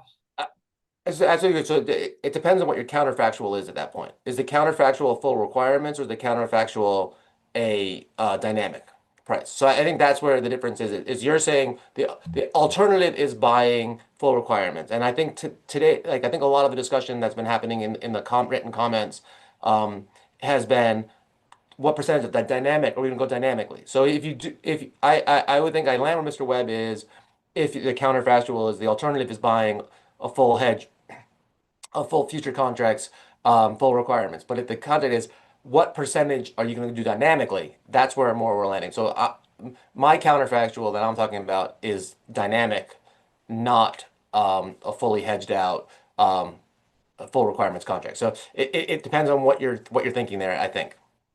Yeah, and I think that's a really good point. But I think it's almost like we kind of need both, right? Because the dynamic market purchasing, which I think here is pretty much synonymous with going to the day ahead or real-time markets and sort of taking the price as it manifests, is that it does not provide any meaningful coverage against systemic risk, right? Like if we had a repeat of 2022, the spot market would go way up and ratepayers would be paying the price for that. So in a way, it's like it does right now in our current condition where we have full requirement contracts that are overvalued relative to the wholesale cost that's manifesting on the ISO&E. It makes a lot of sense to step into the spot market. However, if that instability were to return, all of a sudden those spot market tranches are not going to look great. And the marginal difference in performance between the spot market and the use of the PPA is it's not a lot, right? You're not paying a lot extra to be guaranteed that if that instability were to return, you're still locked in at $50 per megawatt hour. You might be paying like $14 megawatt hour additional or something like that. But that's relative to what the difference between the Millstone PPA and the full sale requirement contracts are right now. Like that's not a huge gap. And you could hypothetically do both, right? I mean, like you could say like we're going to have some portion of the load that's covered by the Millstone PPA. We understand it's a little bit more expensive than the dynamic market purchasing. But the reason we accept that it's a little bit more expensive is because we know it's not going to move. It's completely rock solid. And then we have that other component that we're taking advantage of because we know that full requirements contracts come with pretty significant premiums, and we can sort of take advantage of the price as it is. And I don't think that would be like an unreasonable way to handle it. That's actually how Eversource estimated the use of the Millstone PPA back in the previous technical meeting. So I think there's a case for both. I think if the concern is stability, which I know is a big part of this process, like that stability is going to come from a long-term contract. It's not coming from those full requirement service contracts. We were fully locked in on those in 2022 and 2023, and we saw that they failed pretty dramatically, right? And so like that to me is the case for using the Millstone PPA and the spot market at the same time. Great, thanks. We'll go to Mr. Polkowski and then Commissioner Arconti after that. Hopefully my audio is working now. Yes, can hear you. Good. So I think this has been a really great conversation. I think some of the comments on Mr. Webb's presentation tied back to some of the risk comments from the previous conversation. And I'm just looking at that risk spectrum chart that JR and others had questions on. I'm just hoping that I can kind of wrap this all into one thought. But if you're looking back at that risk chart, where you had full requirements on one side and full reliance on the spot market on the other side, there was a comment made earlier, well, is there some in between? And I think that was Mr. Webb, and the answer would be yes. There is an in between. It's not just full spot or full requirements service with laddering. There is a mix, and that's what this SB4 conversation is about. Do you do all full requirement service? Do you do all spot for a particular tranche? Do some mix with PPAs, long-term contracts? And I think what's important to note is when you move away from the full requirement service contracts, whether it's full reliance on spot market, and I think Commissioner Wheel was hitting on this, you're ultimately guessing to some degree what your price is going to be. And just because you're in that middle state, you're still going to be guessing whether you're using a portion of a long-term PPA because you're going to be backfilling with spot market energy. There's still going to be uncertainty there. And that certainty is going to be bared by the people on standard service. And unlike other utilities here in New England, we have retail choice. So if you have a rate that's lower, either due to a true-up or some other mechanism than the current market offerings, standard service, in other words, were to be 10 cents and the market is at 15 cents, customers are going to migrate back to standard service. And that's also going to have an impact on future periods over under recoveries. And conversely, if standard service, because you did not get the spot market cost correct or prior over under recoveries are affecting the rate such that standard service is 15 cents, the underlying market is 10 cents, people are going to leave standard service. You can actually create volatility here. So I think we have to be a little bit careful when we're talking about plans going forward, such that there's the correct balance of dynamic market purchases, whatever they are, with rate stability, making sure that we're serving our customers' needs the best way. Great. Thank you so much. Commissioner Arconti. Thanks, Mr. Turk. Thanks for the presentation, Mr. Webb. I agree with Graham. You absolutely deserve an award for taking this on. Just a quick question. Which party has been putting forth the argument that using the Millstone contract would be inequitable? I think almost, actually, I did take notes and write down each one that did it. But I think 3 or 4 of the sets of comments that were provided in the first technical meeting provided, I'd be happy to get that to you after. I know that it was explicitly in Deep's comments in the second round saying that they are very interested in using the Millstone PPA, but can't see a means to do so that would lead to an equitable outcome. Okay, I appreciate that. I can track that down too in the first set of comments. I just couldn't recall off the top of my head. And that's my only question for you. But I guess a question for Deep is, sorry to ask this, but like, when can we expect a comprehensive energy strategy? Well, I mean, I don't know. We're working on the next IRP, which is the electric sector focus. And so we're expecting that in the relatively next few months, I think is we're targeting, or at least having a draft sooner than later. So the IRP is the focus on the electric sector. The CES is generally broader. It has some electric sector, but we generally would mostly buildings and transportation issues in that. So the IRP is kind of we've retained Siemens to help us with modeling. We're working with them trying to establish kind of dealing with a lot of the natural gas issues and other issues as well, as long as some of the assignments that we got in SB4 along with this one. Deep got some other ones as well that we're working through. Okay, thanks. That's all for me. Great. Thank you. Well, I don't see any other hands up, so we might move it along just to stay on our agenda. But if any questions anyone thinks of for Mr. Webb later in the discussion, please feel free to hold on to those. So with that, we will go to Bob Keene for the next presentation. So Ms. Lupoli, please, if you could pull up that presentation, that would be great. And then Mr. Keene, please feel free to come off mute.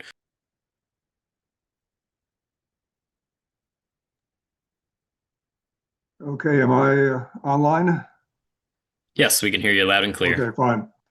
Yes, heat pumps are my favorite subject. I used to be a big fan of them until I realized what the impact was on the grid. And I now view them as the single most important thing to not do to lower costs and volatility. Most of the discussion focuses on the supply options, but we need to look at the demand side, the load also. The heat pumps are a low load factor load, about 13%. They vary 2 times from year to year, and they occur at the most costly time of the year. If we have the next slide, please. This is kind of a summary of the points, and I apologize for the death by PowerPoint here, but I'll show you some pictures later on where these points are developed very quickly.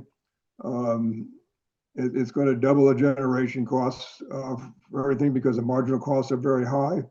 In the early time frame, it's due to oil.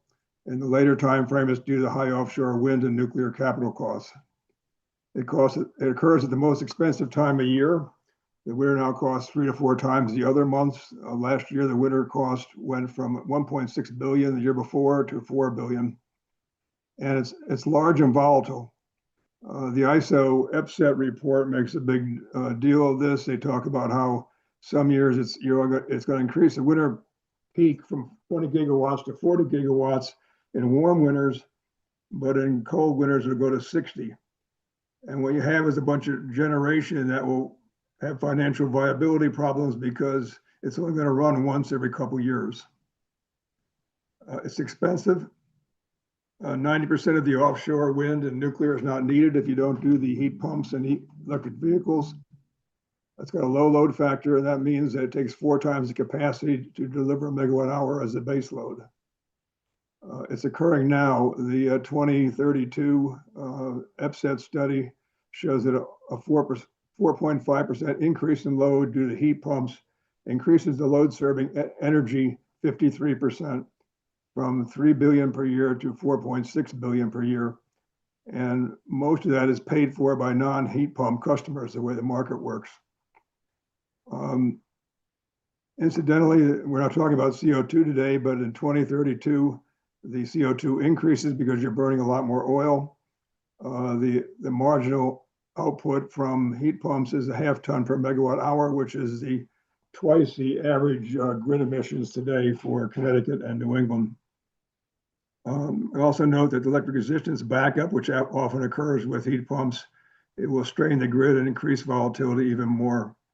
The Framingham geothermal loop had a large electric boiler in it, and the demand charges for the boiler were the largest single component of cost, greater than the energy for running the system.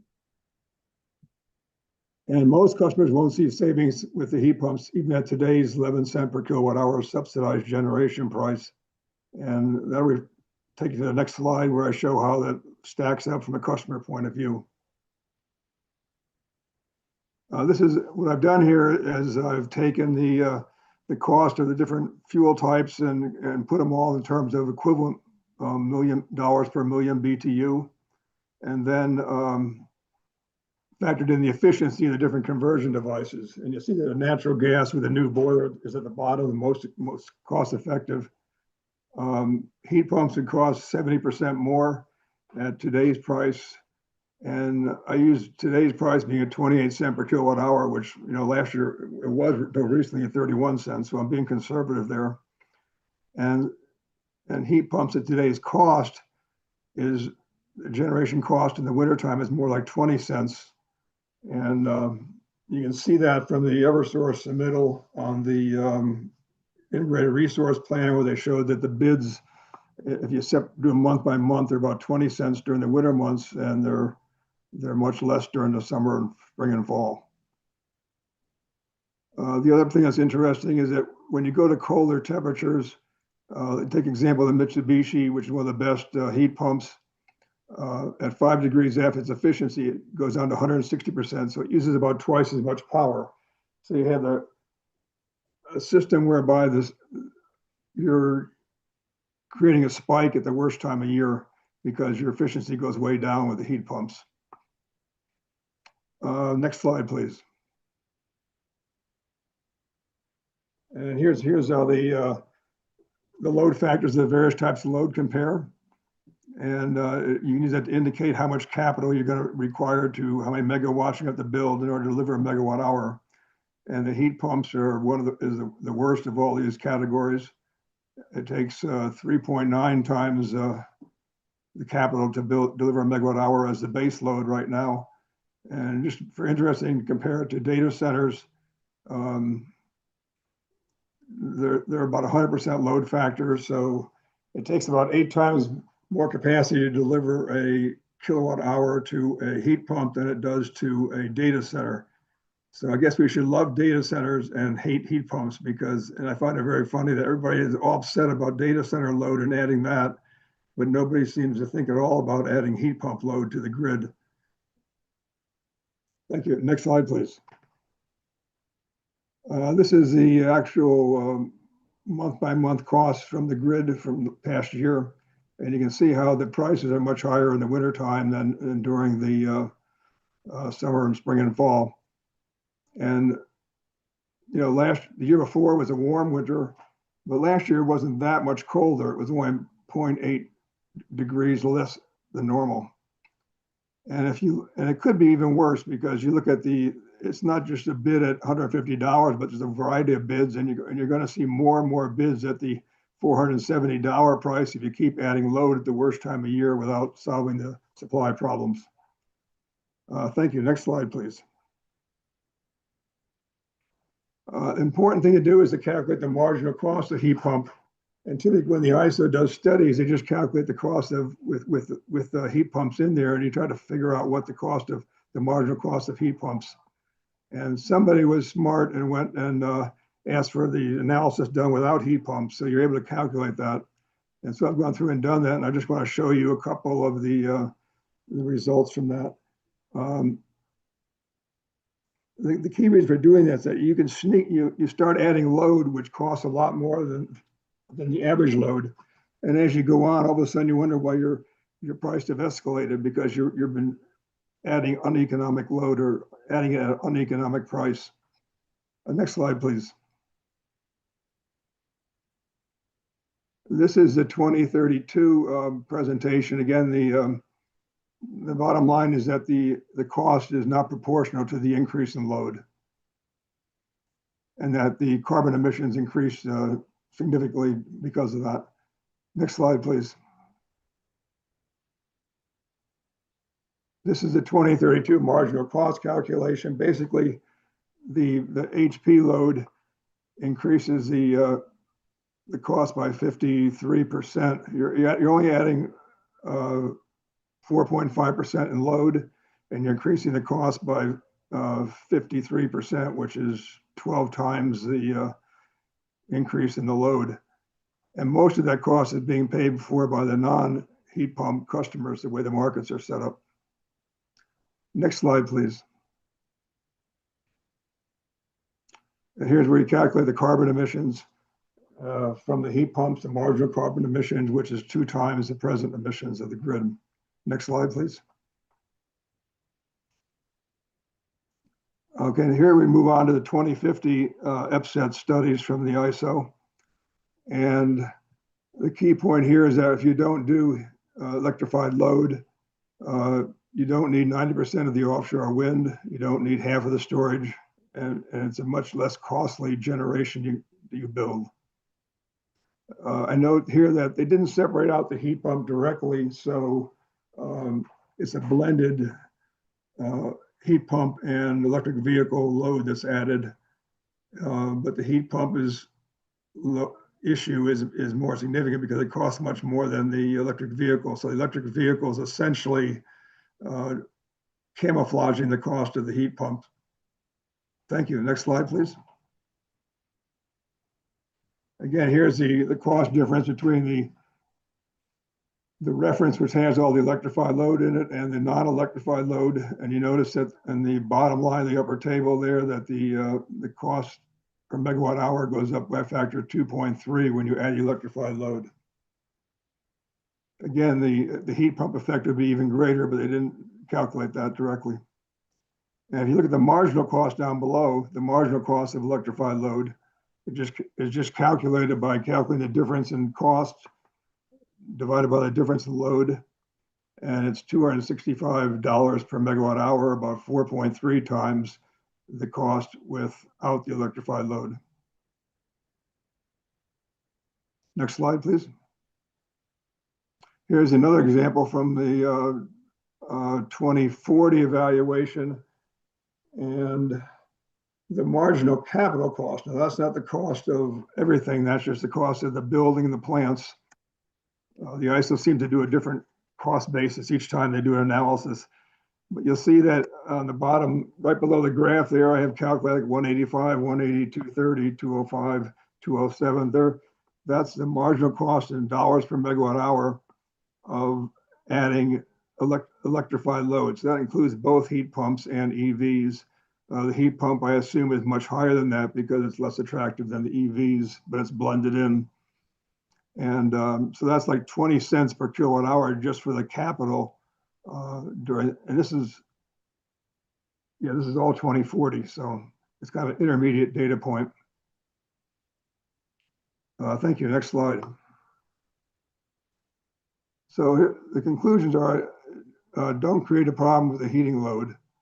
And the bullets here are sort of 3 different categories. The top one is management issues. The next one is how do you create more supply to solve the problems? And finally, what I think is the best solution is addressing the load issues and not creating the problem. When you're managing, on the top bullet there, you don't really know tomorrow's heating load or tomorrow's wind and solar generation. So if you're out there trying to manage a portfolio and not buying full requirement service, you have a much more difficult job to do to balance your obligation. Batteries and load response are important option machines.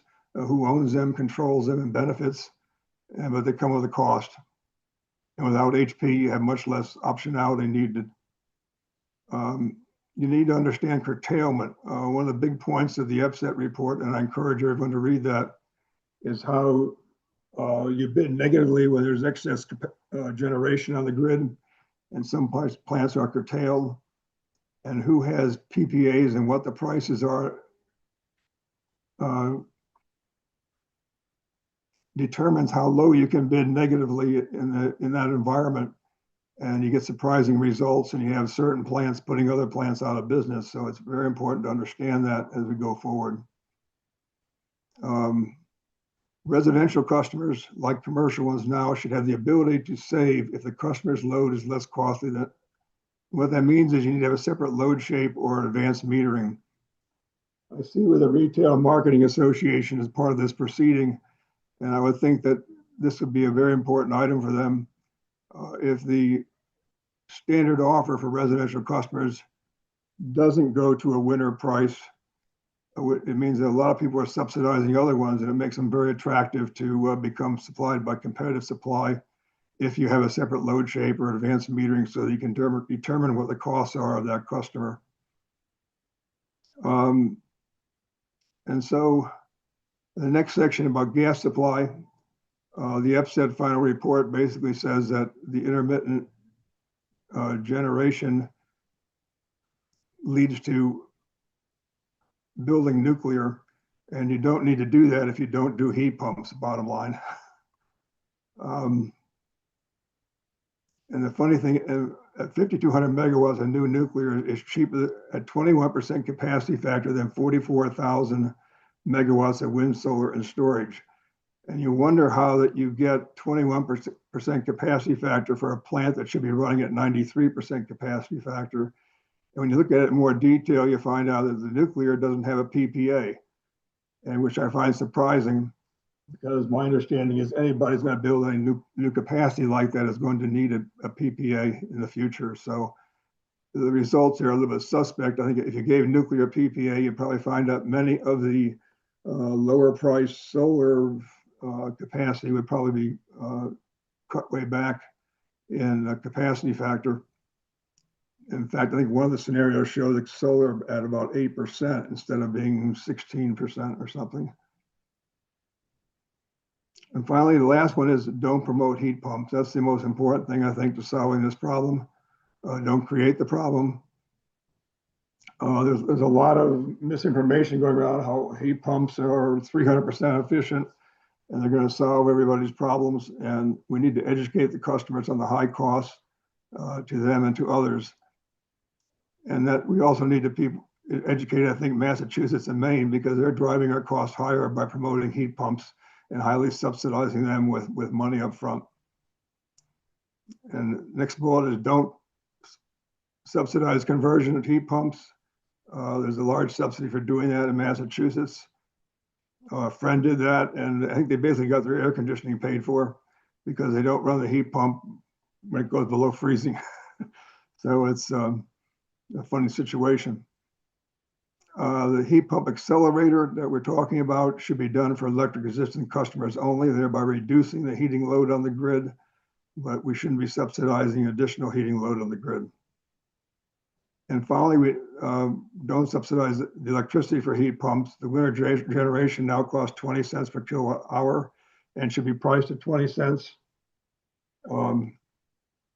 Because otherwise you're gonna have the non-heat pump customers paying much of the cost of the heat pump. A better way is higher efficiency boilers, which I'll talk about on the next slide. And basically storage in existing fuel tanks and gas caverns is much more affordable than building a capital intensive generation system to handle a varying spike heating load. And last slide, I'll just finish up and show you what the, I did a conversion of my own boiler from oil to natural gas. It didn't require any subsidies. It's 95% efficient. The fuel cost was cut by 2/3. So I went from $3,800 a year down to $1,300 a year, and it paid for itself in 4 years. It reduced the CO2 50% starting 15 years ago and didn't dump the problem onto the grid. If I went and converted to a heat pump, it would cost probably $40,000. And I'd only have a little bit more CO2 reduction because of the heat pump increasing the CO2 in 2032. And even if you go out to 2040, there's still significant CO2 in the winter months. So it diminishes your ability to decrease CO2 with heat pumps, which is the whole purpose in some minds of putting in heat pumps, which electrify and eliminate CO2, and you're going to have a difficult time doing it. And maybe by 2050 you could do that, but the cost is going to go so high that they probably never get to that point.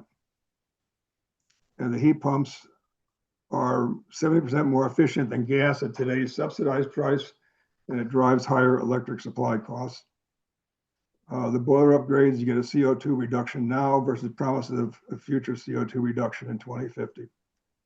Thank you. And that concludes my presentation. Great. Thank you, Mr. Keene. And again, I really appreciate you taking the time out of your day, using your free time, and clear that you did a lot of math for this. So thank you again for the effort and the interest.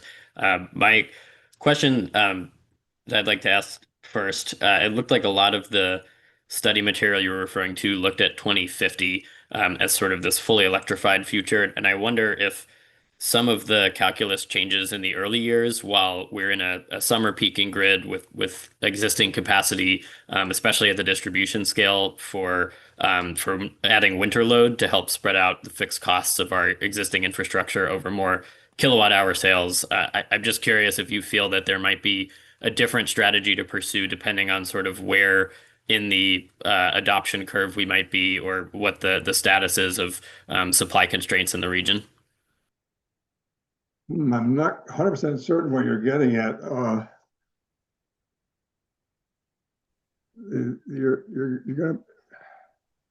You're adding a load that's going to be difficult to serve, and it's going to create a winter peak. You know, by 2033, 2035, the winter peak will dominate if you go forward with this.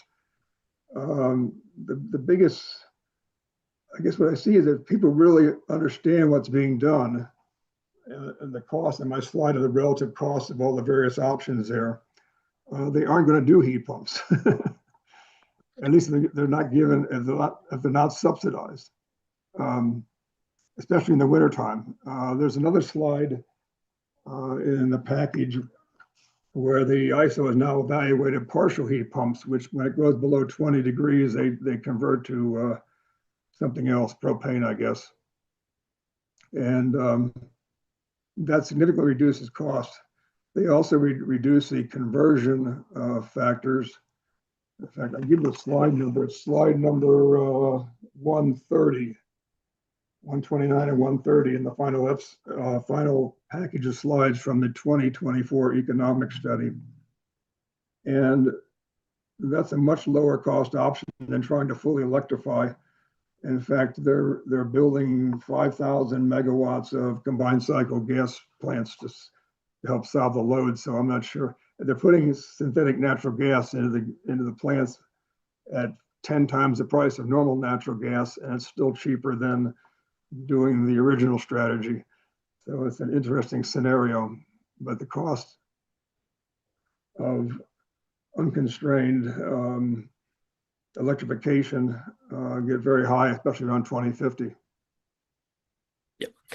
Great. Thank you for that response. Are there any I'm not sure what you're getting at. Maybe I should ask you. No. No, I think you answered it. I think it was really, you pointed out, I think in that slide on conversion cost that 16% of Connecticut customers are currently heating with electric resistance. So maybe, depending on geography, access to other fuels, that there might be circumstances under which there's an opportunity for customers to reduce costs by converting. But and I get, you can. That was really what I was asking. If I had oil and I was out in the country, I'd make sure I have the most efficient oil burner, and it's not much different. It's about the same cost as heat pumps if they're priced correctly at the 20 cents per kilowatt hour and not at the subsidized 11 cents per kilowatt hour. I think I was considering doing that before the gas came down the street, and it would have paid off in putting in a high efficiency oil burner, and it would have paid off in 8 years instead of 4 years. The gas paid off in 4 years. But it's an option for people in the country. Great, thank you. And again, maybe the driving factor is air conditioning. If you really want central air conditioning, then you're going to go that direction if you're out in the country, and many people already have that, so it's difficult to assess generically, I guess. Thank you. Yep, appreciate those thoughts, and we'll just ask if anyone else has any questions for Mr. Keene.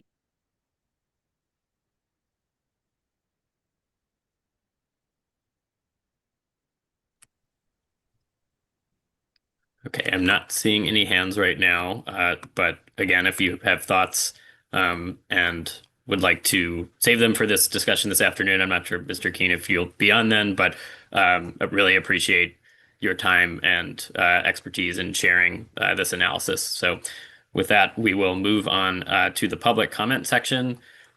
Before our break, I will ask if there's any member of the public who is here and would like to speak. Please identify yourself and come off mute. And now is the time to do so.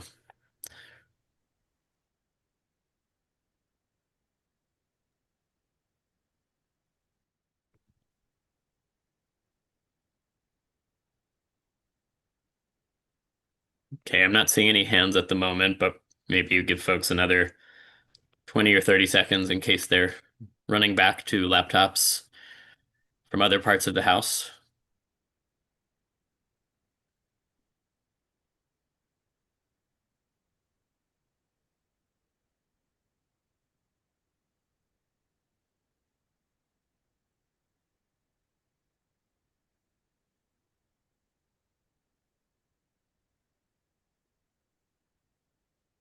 Okay, so I'm not seeing any hands, and so with that, we will go to a 10-minute break to give folks a chance to stretch their legs, use the restroom, and we will be back here at 12:18 to resume with our discussion.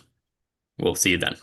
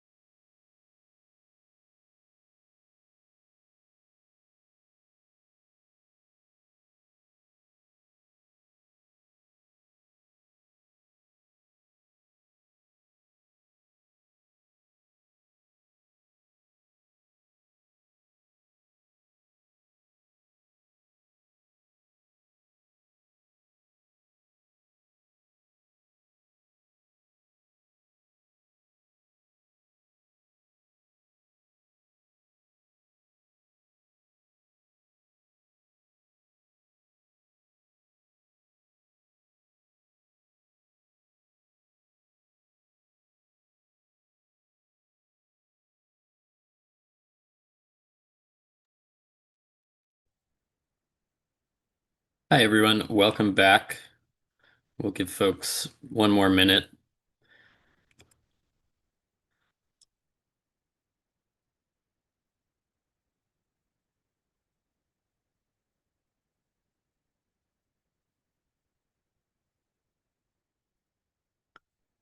Okay, I see it is 12:19, so we will come back to the agenda. Welcome back, everybody, to the first technical meeting for docket number 120602 REO4, which is Pura's review of the standard service standard service power procurement plan. We'll now turn to our discussion portion of the agenda. First, for written comments submitted to the prompts issued on October 28th. And I have a few questions for each of our respondents, really intended to get the conversation started, but it's meant to be more of a roundtable as opposed to a formal Q&A. So please, folks can feel free to jump in with follow-up questions or comments as they think of them.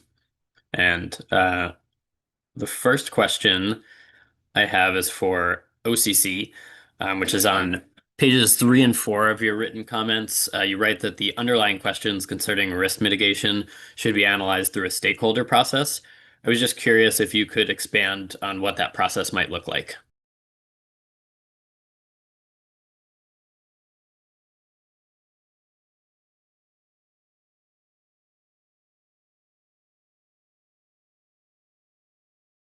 I'm just looking to see if anyone from OCC might be on at the moment.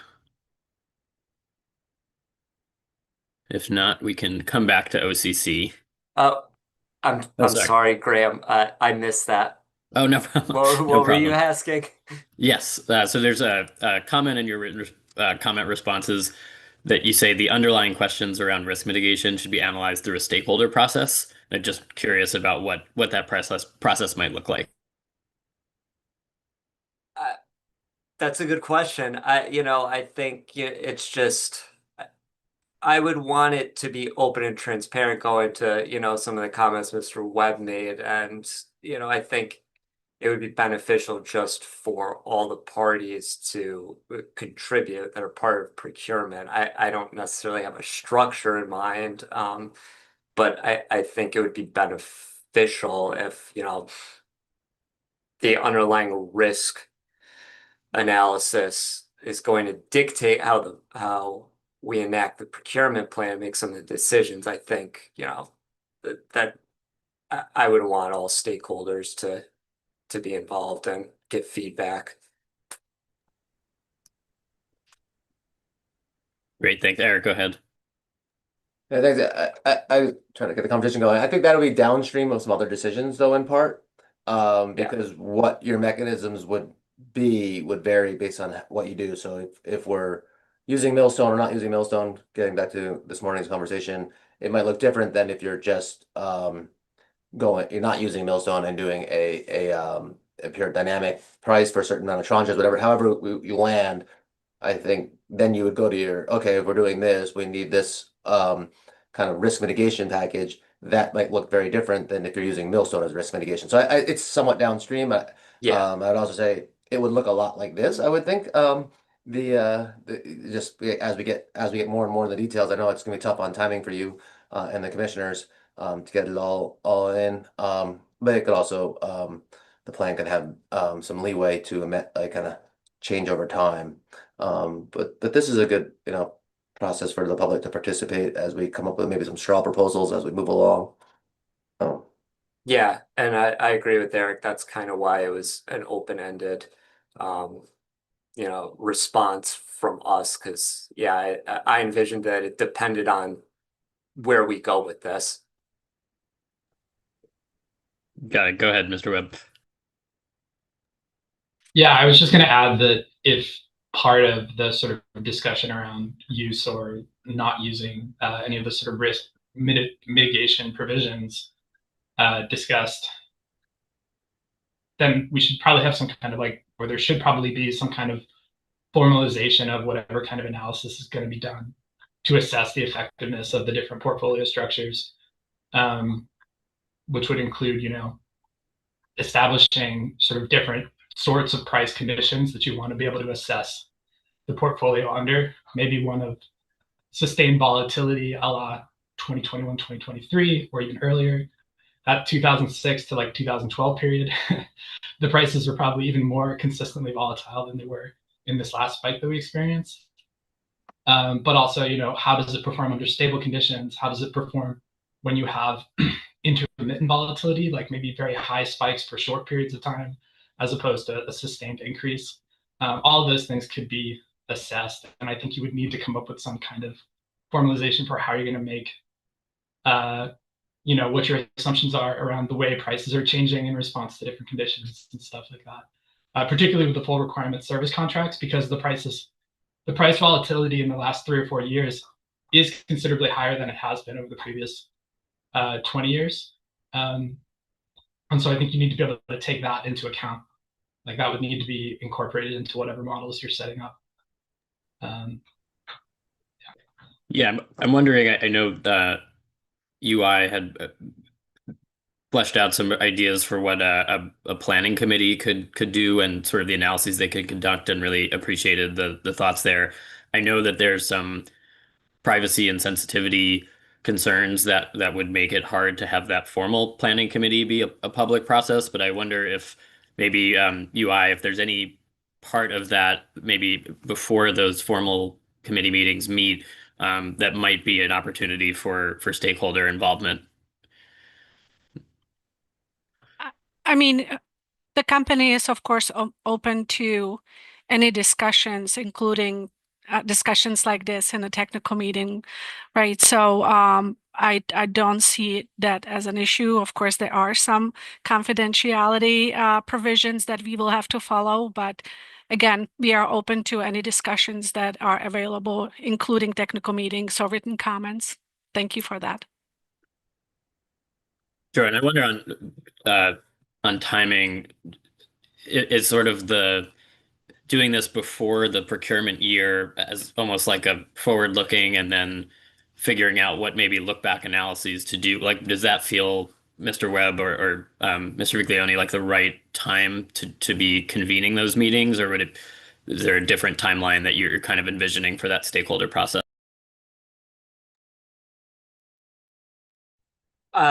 Personally, no, I think in my mind it should be, if that's the route we're going, it should be done somewhat regularly and before we're going out for a time period. That seems appropriate to me. With the caveat that I know the EDCs are strapped for time in the lead up to the bid days too. So trying to balance both of those, you know, I understand can be difficult. Yeah, I think portfolio resilience is also a little atemporal, right? Like these are just attributes, like qualities of a portfolio that's been constructed to hedge risk. And the prices can change around it, but hopefully it's like constructed in a way where we can assess its validity preemptively. So do it in the lead up, and you could adjust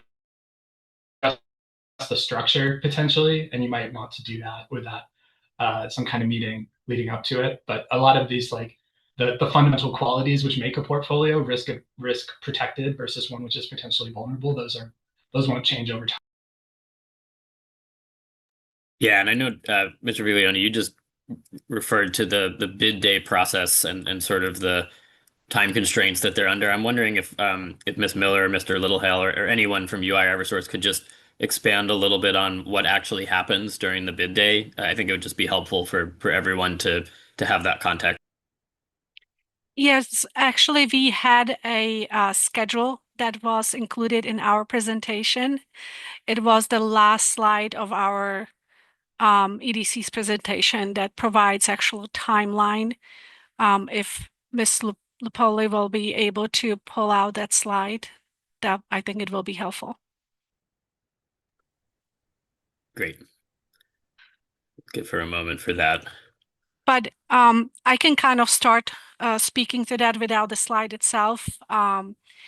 We start the process way ahead of the bid day. So I just want to let everyone know it's the last slide, Ms. Lupoli. Yep, that's it. We start approximately the slide 15, please. Thank Thank you.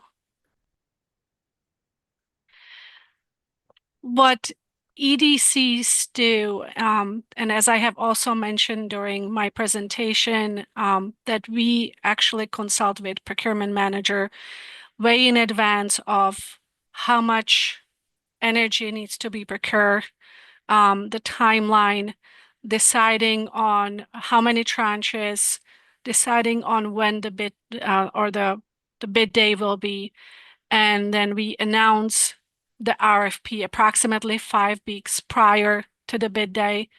We also collect answers, bidder informations, their financial informations.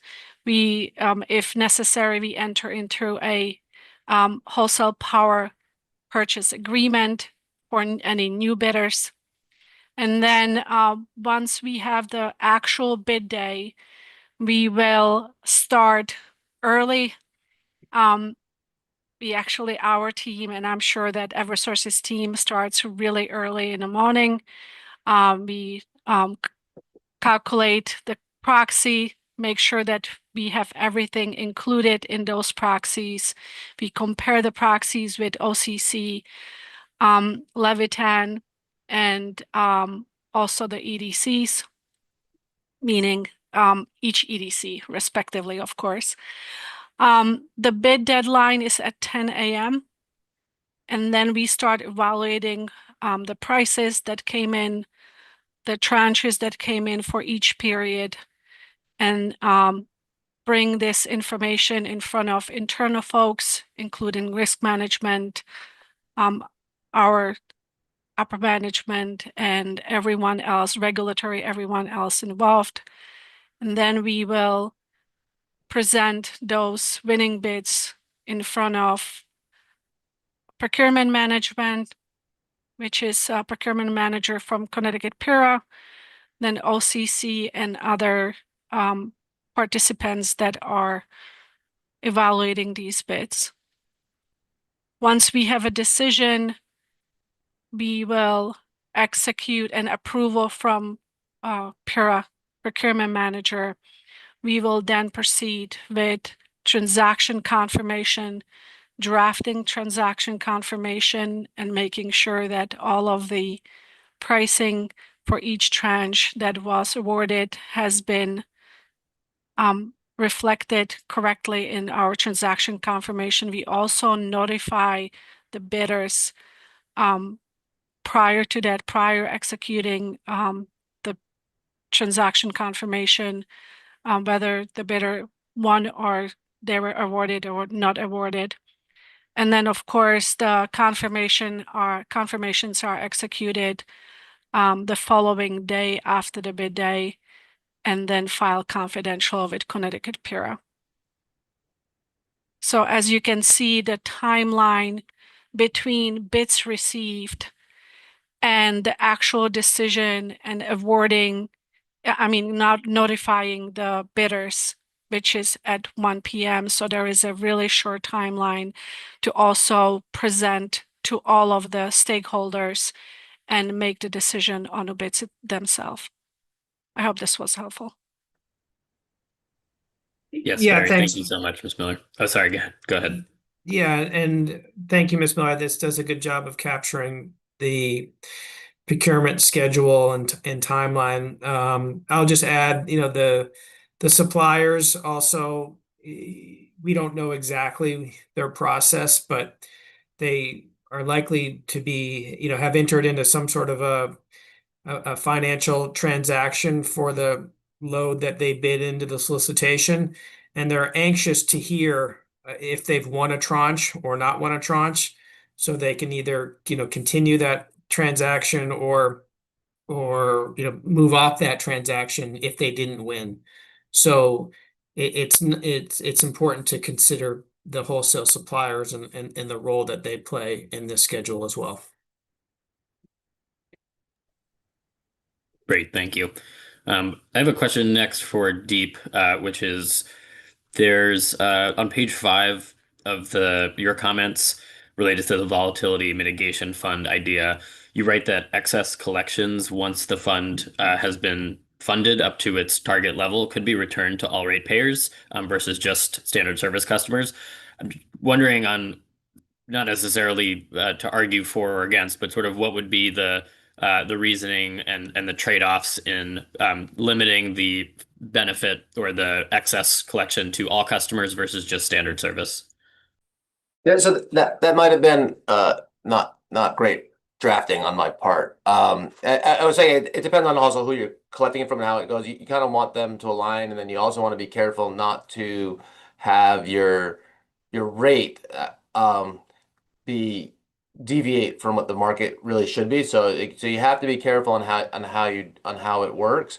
You do want the best you can to line up payers and recipients as best you possibly can. But if you start I think Parker was getting at it earlier. If you start, or it was Justin, if you start returning large sums in a rate in the following 6 months, you're going to suppress your rate. You're going to get people flooding onto your rate there, and then you're going to undercollect, and then you're going to put yourself into a bad cycle. So it's just a matter of getting it right, and it does depend on how you collect it. So the best you can, you want that you collect it from, then you also return it to those people, the same customers. But to the extent that that's going to start skewing things, you might be able to say, we can't do that. We have to go the other way. And it's just an equity balance and as well as like a practicality balance of getting it. So the ideal is just to return it to the same. But if they start getting large duplications, if you use Millstone and you way over collect on Millstone, you're going to significantly do your contract, and that's a kind of a contract that was designed to help all people. And so, if your cause of your over collection is something that is somewhat external to the ratepayers, you didn't get it from the ratepayers over collecting from the overcharging, but you got it because Millstone went off the charts. Then you would want to maybe possibly think the other way. It wasn't. I was just saying it's not so rigid, but you want to make sure that the rates are logical and rational, and then and align the benefits and costs the best you can. Great. Any other thoughts, folks, to chime in on that?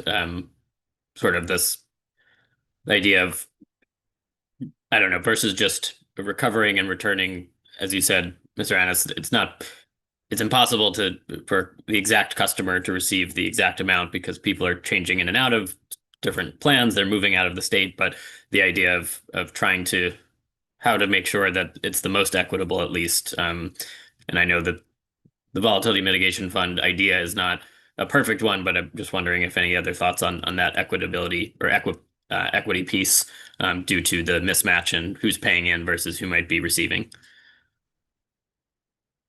Yep, Mr. Webb, go right ahead.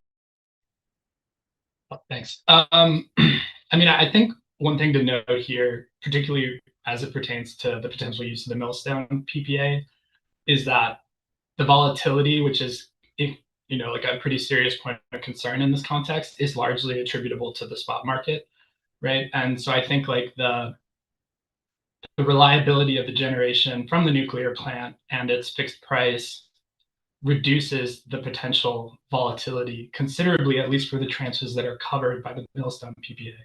It would certainly be true that the spot market tranches are, going to be much more volatile.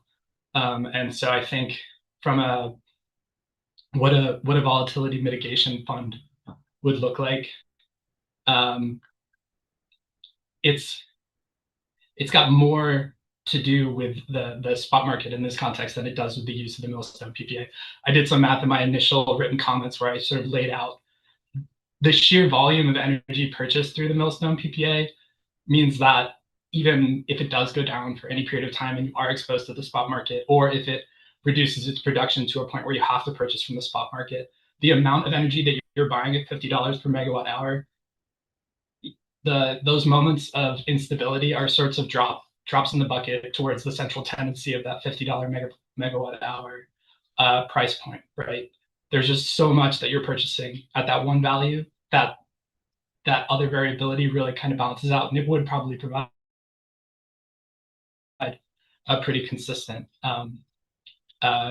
price. So, and that might actually be helpful to incorporate if there are concerns about volatility in the spot market. If you want to include spot market tranches, having tranches that are not connected to the PPA or tranches that are connected to the PPA and holding that sort of like potentially variable component to that fixed price is probably useful from a volatility mitigation perspective, particularly in this context when we think about how we would return those rates to ratepayers and how we would effectively predict what the price is potentially. Thank you. I see Mr. Shelnitz. I hope I'm pronouncing that correct.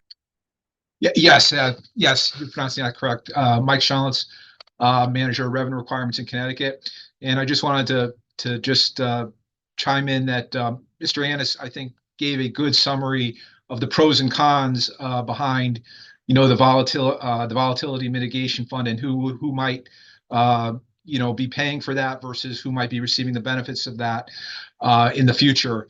And those intergenerational inequity issues that Mr. Annis brought up are why we support, returning any savings back to customers as soon as possible, and basically not, sequestering them for some future use, just so that the people who paid for the contracts at the time that those savings were generated, that they get their money back from paying for those.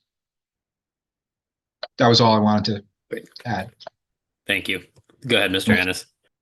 Yeah, I would generally agree in the principle, but if you way over collect, you might distort your rates if you put it in earlier, just to quickly respond to what Ms. Shelnitz just said, right? So if you way over collect because of Millstone and you have $100 million 2022, if you use that tranche, you're not really buying the spot market, you're using the 5 cents for setting the rate and then paying the rate out, then you're going to over collect by a huge amount on your spot pieces.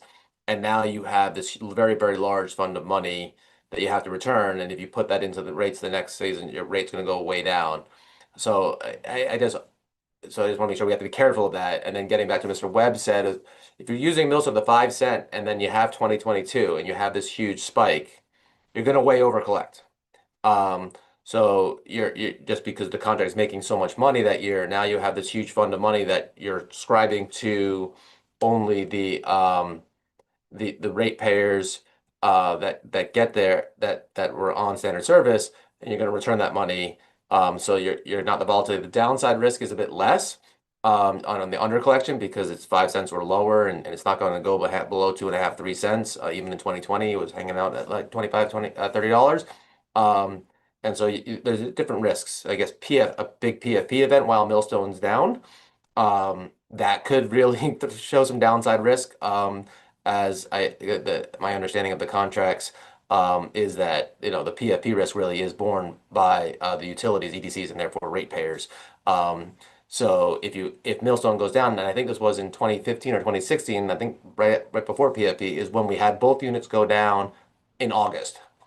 And that spiked to over $1,000 for almost 24 hours.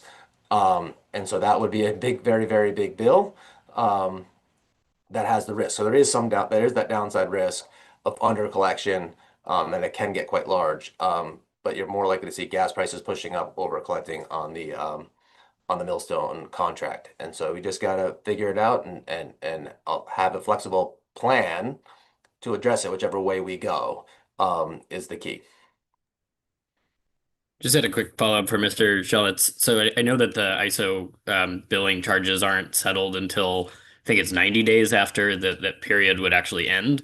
So in terms of how soon that true-up or reconciliation would actually occur, would it be the following GSC adjustment, or is there enough preliminary data that some of that could be done before the bill is actually issued? Yeah, well, I think I don't think the process would change very much from the way it works now. Basically, in the run up to the January 1st rate change for standard service customers, usually around we have to file that, I believe, in early November. And what we do is we have at that point approximately 9 months of actual data, and we project the last 3 months. So we come up with a projected under over recovery for the year.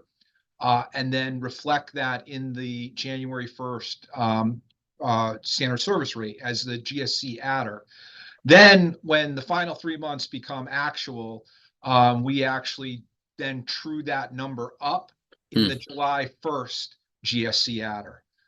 So I think it would work similar to that. Yeah, that's very helpful. Thank you. Sure. I have a next question for Constellation. I saw Mr. Creer is on. Just want to make sure he can hear me.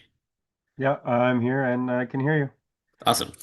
So you have on page 4 of your written comments, you have this comment that you'd stated in prior comments that requiring the EDCs to engage in dynamic purchases to serve a portion of standard service load would result in higher costs for customers and shift risk from third-party suppliers onto the captive customers.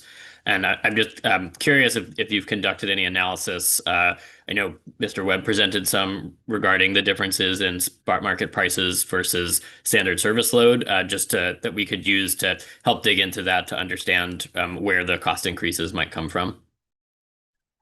Yeah, I mean, I don't have data specifically on that or analysis on that. I think those comments come from the fact that, even in the conversations today, right, that we're talking about the risks that are inherent with moving from full service requirement contracts to the spot market purchases, releasing extra volatility for customers, to the risk of migration of those customers to and from standard service, as they, try and shop for the best price. Because as you set that proxy price, no fault of the EDCs or us or anybody, right? You're never going to be 100% correct. So it's going to require a reconciliation in some way.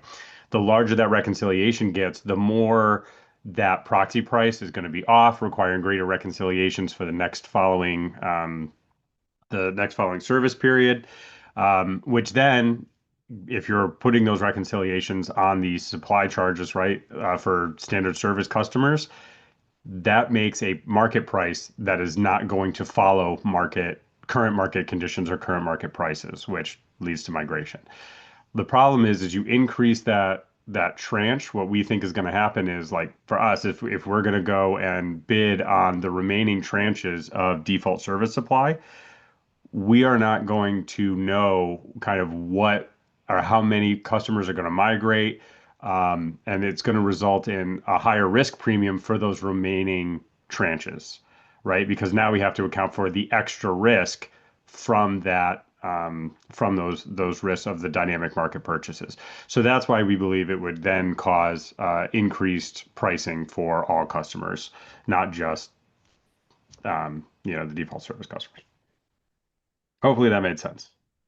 Yeah, appreciate that. And I have a follow-up, but I'll, in case, does anyone else have a response or thoughts on what Mr. Creer shared before I ask?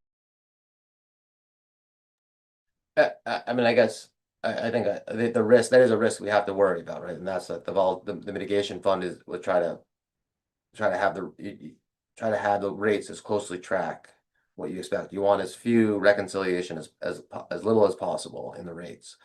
And so you want to design it so, one, you want to get your rates right, and then figure out, if you have an over/under collection, what's the best way to return that or collect it so as not to distort rates. And which is why I was saying we need flexibility here.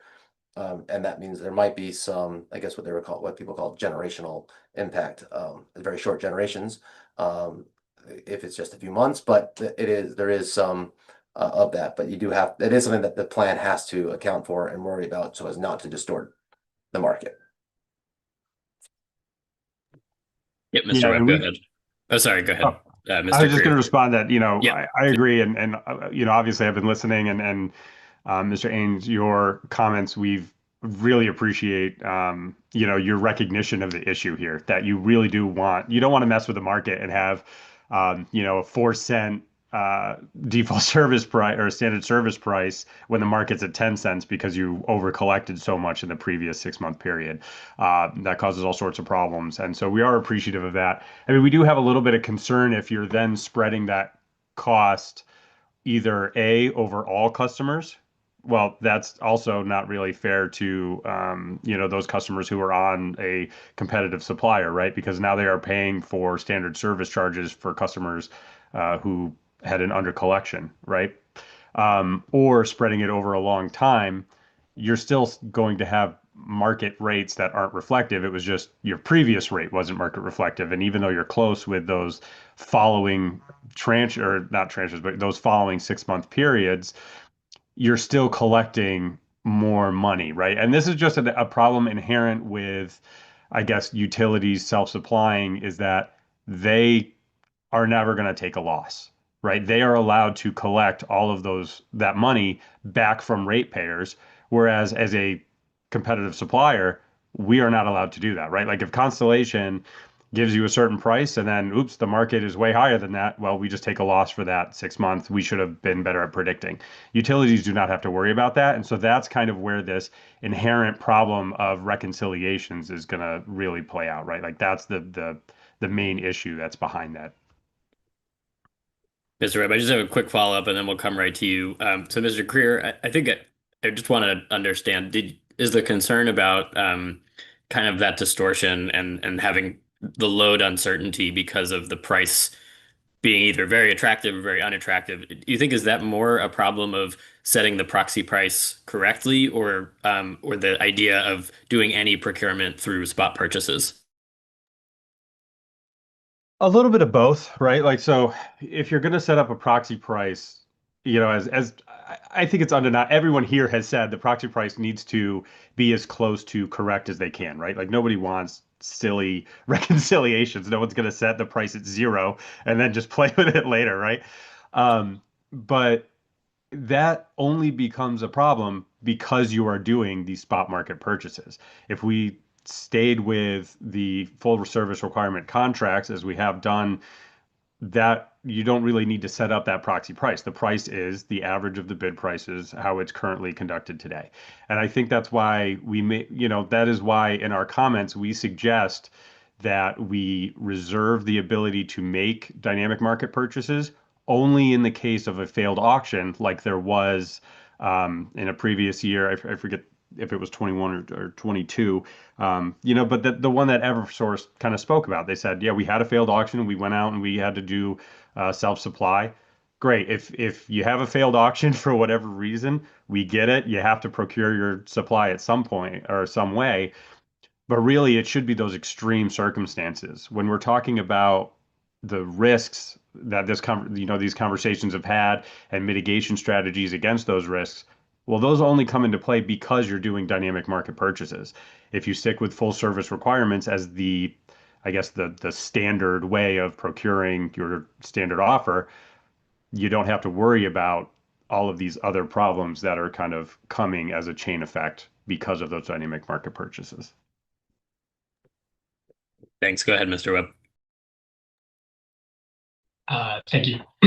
Yeah, I guess I wanted to respond to something that Mr. Ant said about the over or under collection. I guess it's a really good point, and it's made me wonder whether or not it would be practical to have, like if that $50 megawatt hour is your kind of like flat line, where for any under collection, the standard service payers who are benefiting from the stability offered by the contract are covering any under collection, and then any over collection is redistributed to all ratepayers, regardless of who they're sourcing their energy from through the federally mandated congestion charges. That feels like that could potentially sort of split the difference in the sense that you would have, you would get the stability that you're looking to get out of the PPA without affording standard service payers, negative energy rates when energy is spiking.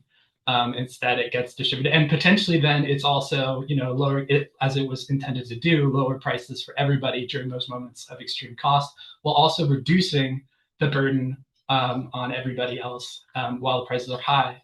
And I think the question then is like, well, then you're making standard service payers pay more, but it's always in relation to what the full requirement service contract option is, right? And in that context, it's a lot more expensive. And so I think that when you're comparing in that context, there's really sort of potential benefit for everybody there. And it also, I think that approach could potentially remove this concern that we have around what happens when there's overcollection, which again could help deal with this sort of the volatility aspect of this in relation to just how we would deal with overcollection or undercollection in connection to the spot market. Thanks. Go ahead, Mr. Annis. Yeah, I agree with most of what Mr. Webb said there. But it also does depend on what was the cause of the over/under collection. If it's load projection error there, then it probably should align. If it's Millstone, then that works. So it really depends on there. And again, I'll go back to flexibility to allow the plan to kind of get it right. And I also responded to Mr. Creer's comments. I think that I don't disagree with anything he was saying. It's a matter of policy choices for the authority to make here on trying to reduce, get the best rates for customers, because ultimately that's the key. That's why the legislature passed this language, is to try to see if we can get lower rates. And so you don't want to distort the market, because then you ultimately will not have lower rates if the market isn't efficient and working properly. But there will be, you have to get the reconciliation down as much as possible and accurate as possible. But you do want to make sure that we are trying to work on behalf of the ratepayers to get the best possible outcome and lowest rates. And that's the North Star of this process. And so there will be trade-offs that have to be made, and what those trade-offs are, and what is where we land on those. I guess it was the EDCs had their chart where the risk and all that stuff. You're doing that with lots of different issues. You guys are used to doing it in a number of areas, a number of dockets. But I think we have to work on getting prices as low as possible for affordability and competitive purposes. And I also, the EDCs don't take a loss. They also don't take a win. So the EDCs are really just proxies for ratepayers. So some of the language around the EDCs can't lose money. They also can't make any money, which the ratepayers are going to pay for it all. And so I just want to be clear on that. So thank you, Graham. Yep, of course. So I had another question for Mr. Creer and Constellation, and this again probably will involve some speculation, because you provide some very helpful quotes from the actual legislation, and point out that the requirement is really more around developing the capacity to engage in dynamic market purchases versus requiring them to happen. And I wonder, for anyone on this call or just who is involved sort of in that legislative process, or just has experience interpreting legislative intent, I'm curious if the thought is that if the EDCs were to staff up for this ability to do spot market purchases, bid in day ahead load, but not necessarily exercise that capacity, if that would adhere to that intent. And then the question for Constellation is really why doing more than pursuing dynamic procurement only in a failed procurement instance would go against the legislative intent of that act, which I think was page 7 that you stated that, Mr. Creer. I'm sorry. You said we said that doing it in a failed procurement would go against that act? Sorry, the reverse. I know it was. Oh, it would fit with that act, right? Muddled. Yeah, I think Okay. the quote basically that requiring self-supply, so doing anything other than dynamic purchases only in the case of a failed procurement would go against the legislative intent. So I just was hoping you could expand on that, and maybe it could kick off a bit of a discussion on interpreting that piece. Yeah, sure. Let me think. So I guess I'm gonna have to proofread these carefully. So I think our position here is that really the legislation, and if you have the slides, you could bring it up again, just so I'm not misquoting it. Really, but it says that it requires in the procurement plan for the EDCs to have the capacity to do a dynamic market purchase, I think for no less than 25% of the standard offer service load. By having the capacity, that doesn't mean they have to procure 25% of their service load, standard service load, in every auction. It just means that they have the ability to do 25% of their procurement through these dynamic market purchases. And because of that, we're saying, look, we do think like there is a place for a dynamic market purchase, and that place is if you have failed if you have a failed auction for your tranches for your default service load. The reason being is, kind of those that I've already talked about earlier today. They're in the comments pretty extensively about the risks that we are trying to kind of mitigate against and trying to figure out how do we mitigate, against this risk? How do we set up a proxy price? How do we make that sure that proxy price doesn't mess with markets? All of those problems were solved by full requirements service contracts. That's why that process exists, so that the EDCs do not have to go out and self-supply and have all of these issues. And so that's kind of our point, is the full service requirements contracts provide all of the risk mitigation that you are currently looking for at, prices. And, yes, we make money. We are a business. Every business makes money. And, I think it was said that like the utilities don't make money. And that's true on the supply portion today, but they definitely have a guaranteed rate of return on their transmission distribution to maintain that infrastructure. So what we're saying is the full requirements contracts are really the way to handle all of the issues that, seem to be recognized by this commission and by this stakeholder group that everyone's talking about. And so, but we also understand it has happened that an auction has failed and there weren't either sufficient bids, or the bids that came in were just so, priced so high because of potential volatility in the market or whatever, that, okay, we came in and maybe, the procurement manager of Pura can, there should be a process with a utility say, we don't like the bids because they failed for whatever reason. Procurement manager, kind of like an independent market monitor, says, yep, we agree. And then they do self-supply instead of awarding whatever. Or maybe they select some bids and not others and do the remainder on self-supply. But really, that's what we're suggesting, is it really needs to be those extreme circumstances where we have a failed auction.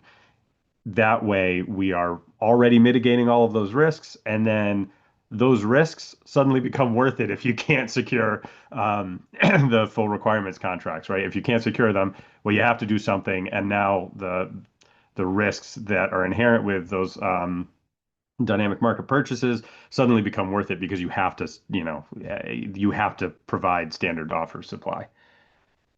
Hopefully that answers the question. Yeah, very helpful. Thank you. Mr. Annis, go ahead.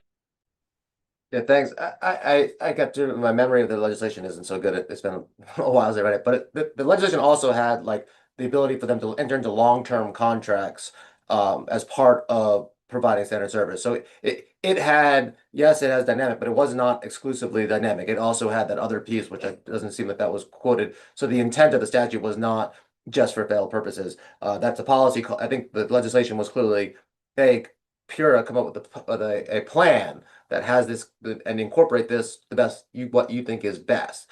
And so I think there's dynamic, there's long-term contracts. If we go down that path, there hasn't been much discussion there. It's fine. I'm happy with that.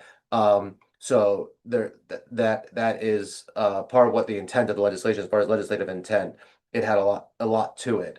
I also wanted to like the contracts and the laddering and the 6-month tranches does take a lot of these questions off the table, and that's great. They're basically their hedges. They're taking it off, taking all those risks away, and giving a very firm number. But that comes at a cost. And I think the pie chart that was shown earlier, where you have that piece of risk on there and profit that goes in there, reasonably so for suppliers to do that. It makes total sense. They're a business and they supply, they do the job well, but there's a cost to doing that. And the question is, do you want to hedge out completely, have this, get rid of all these other questions that we're trying to address today that comes along? Is if you do dynamic pricing, there are other things that you have to address. That's why we're here. And you want to minimize the kind of secondary effects of those the best you possibly can. But again, getting back to the North Star being, we want to lower prices, we want to lower costs for consumers. And so what's the right balance? And I think that's the charge legislature gave Pura, and Pura gave this group. to do. So that is that's what we're doing. There's trade-offs for almost every decision we make, and there's no perfect answer. And so it's great to have this discussion to get the best outcome possible at ratepayers. There's no silver bullet. If I could just make a comment real quickly about a couple things that he said. I know other people are waiting, so I'll be quick. One, long-term contracting, part of that. I think as long as those long-term contracts are open and competitive, that's fine with us as well. But I think we were focused mostly on the dynamic spot market kind of purchases part of it, because I think that is the part that is going to create the most issues. I do agree there's some other language in the legislation that allows for other things. And like I said, as long as those long-term contracts are procured in a way that is competitive and open to, bids or something, which, arguably just using the current Millstone contract to supply would not be, because that's already an existing contract that was not intended for that purpose. But anyway, I'm getting a little off topic. But yeah, so I think, there are some other things. We're mostly worried about the specific ISO New England wholesale energy market purchases for that reason. And we do agree, there is trade-offs, right? Like theoretically, if you want the absolute cheapest way to own a vehicle, you don't pay for car insurance. But that one time you get in an accident and now all of a sudden it's $40,000 and that you weren't expecting, that's going to hit real hard. And so that's kind of that issue with the dynamic market purchases. We agree, like it costs a little bit more to have that stability and be insulated from these wild swings, potentially huge swings in an upward direction, right? Because it can only go so low, but it can swing real high. You're insulating them by these full requirement contracts. And that's why, we like that as a method for procuring for the ratepayers. So thank you. And we'll come right to Mr. Webb. Just on a timekeeping check, we're running a little bit behind schedule. I don't envision we'll go past 2 p.m., but if anyone would like to go off camera to have a bite to eat, there will be no judgment. Go ahead, Mr. Webb. Yeah, so I guess to the initial question that started this conversation, which was, we have this obligation to develop the capacity to self-supply for 25% in the legislation. I think it fits well, like to this point of like, do we need to use it? It fits well with another sort of part of the general statutes language around procurement, which is that the procurement manager has to be able to show that the full requirement service contracts are in the interest of the ratepayer. And so through that process of establishing the sort of like the interest of the ratepayer or the worthiness of those contracts for the interest of the ratepayer, you would be able to establish pretty quickly whether or not you need that 25%. So I think it's from a question of interpretation, I think it's a sort of, it was hard before. If you had determined that the wholesale supply or the full requirements contracts were not in the interest of the ratepayer, what was your out? What was your other option? It wasn't really clear that it was there. Now, if both utilities have the capacity to self-supply, then that sort of like that assessment can be taken a little bit more seriously and can become more fully a part of the procurement planning process. So I think that's a sort of like, to my mind, that's an important consideration. And just to a point that Mr. Krier made, which is that you pay a little bit more for those full requirement contracts. At least over the last 3 or 4 years, it has not been a little bit more. It's been quite a lot more. And so I think that from a cost perspective, there's definitely a case to be made for pursuing options that are not full requirement contracts, and with an understanding that there's more than one kind of insurance. You can buy yourself a car, and then you're going to have different qualities of plans of insurance. There might be one that offers you maximum protection. But maybe you don't need that. Maybe you need something that offers you like a reasonable amount of protection for a more reasonable price. I think that's something that has to be considered here. There really has been this presentation of a dichotomy, a false dichotomy between full requirement contracts and spot market purchasing. There are lots of other ways to purchase energy. And that's something that, should probably be taken into account, especially because the legislation actually specifically defines dynamic market purchases as pretty much any kind of energy product or financial contract that the authority sees fit to use in the procurement process. So there are plenty of different sorts of insurance that could be pursued. You can look at Illinois as an example with its energy and capacity block auctions. You can look at Vermont with their long-term contracts. You can imagine a procurement process that looks more like what CMEC does, especially if the utilities have built out a serious set of like capacity or a serious capacity for self-supply. You could be laddering and layering 6-month contracts to create something which is sort of like resembles the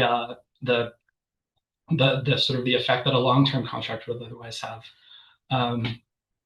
Yeah. Great. Thank you.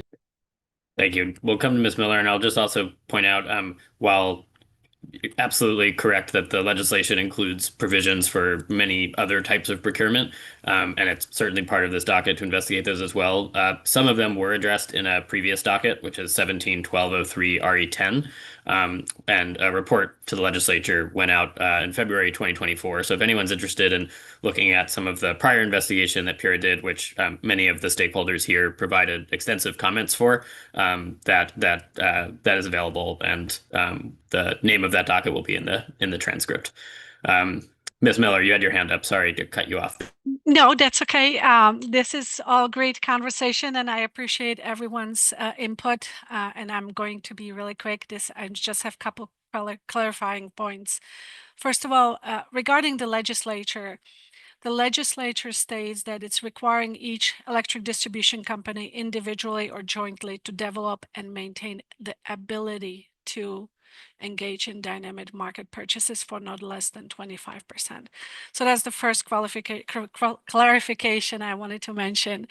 Another thing I would like to clarify is that when we speak about spot market purchases, the LMPs that we see on ISO New England website, or when we speak about price of the contract of Millstone, that again does not alleviate the obligation of the EDCs, even if we would go onto the spot market or use the PPA. It will not alleviate for us to have the obligation that we have to also purchase the other components that are part of the standard service price, whether it's through the full requirement contracts or whether it is, again, on a spot market or dynamic market. So we still will have to purchase capacity. We still will have to purchase ancillary services, RPS obligation, and also include some type of risk component of it, because again, it's unknown, it's unforeseen, it's a commodity that is being traded on a market. So I just wanted to clarify that for the audience. And one more last point, the PPA, there is a power purchase agreement and full-time purchase agreement. So those are two different, again, components. As I have mentioned, that's why power purchase agreements that we currently have between the EDCs and the counterparties are liquidated in a market.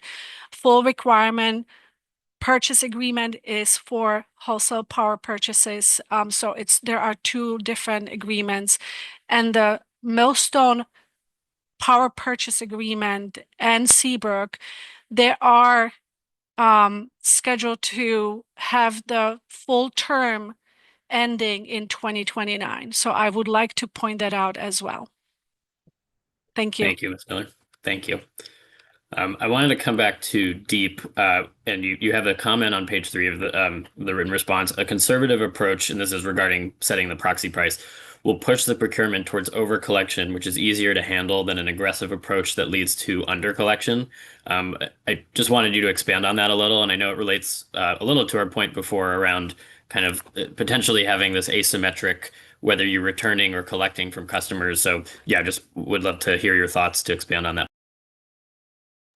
Yeah, I think I've been kind of discussing it along the way. So raising the rate, you're going to get some flight away from the rate probably faster than you would get flight to it with a lower rate. Just the way dynamics work, people respond to high prices a little bit less to the kind of lower prices, but so you won't see it as much. I just think that you want to be careful and on how on the incentives you create. So that was kind of what we were thinking when we stated that. Just, and also you can kind of design it to under collect so you can fill up that mitigation fund. And then once you have the mitigation fund filled up, you then can then get you have a little more leeway to be a little more aggressive on setting the proxy rate accordingly. So that's kind of how we see it. Great. Thank you. I have a question next for UI, which is on page 2 of the comments, you talk about how pre-designating the number of tranches for dynamic procurement would promote predictability and operational discipline.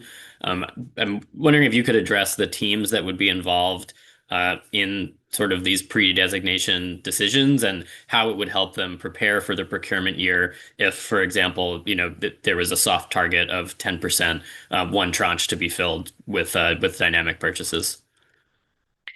Thank you for that question. I really appreciate it. Again, yes, we did mention the designated tranches, but we also agree that when there is unusual or unforeseen circumstances that arise, the flexibility should be permitted, where such action is reasonably expected to provide benefit to the customers, of course. And as far as planning stages, UI proposed to have a committee that is very similar to what we have currently in place, right? So we have, right now, we have different participants that are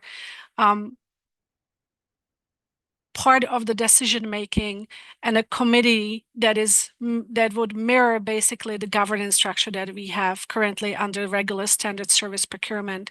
So for instance, we have participants as PIRA's procurement manager who serves and lead the authority to approve the tranches and also confirms the cost recovery mechanism.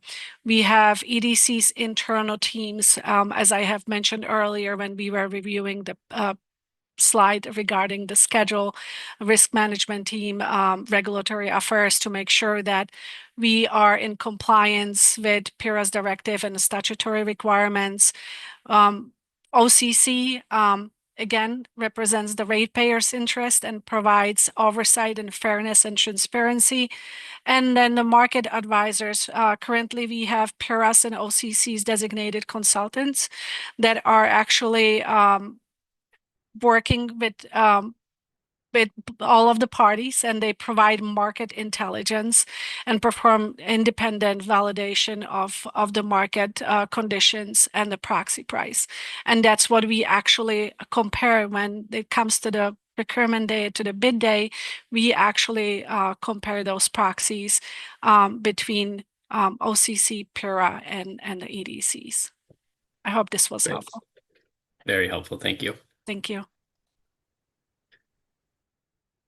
And then I had one other one for UI, which is again around the volatility mitigation fund. You wrote on page 5 of the comments that you would prefer maintaining a regulatory liability within the GSC deferral balance and then using working capital if the fund balance needs to be used. I just wanted to clarify whether that would be the use of working capital be once the fund is depleted or any time the fund would be used. And I know this is all very hypothetical, but just within that thought experiment, just wanted to make sure I had the details correct.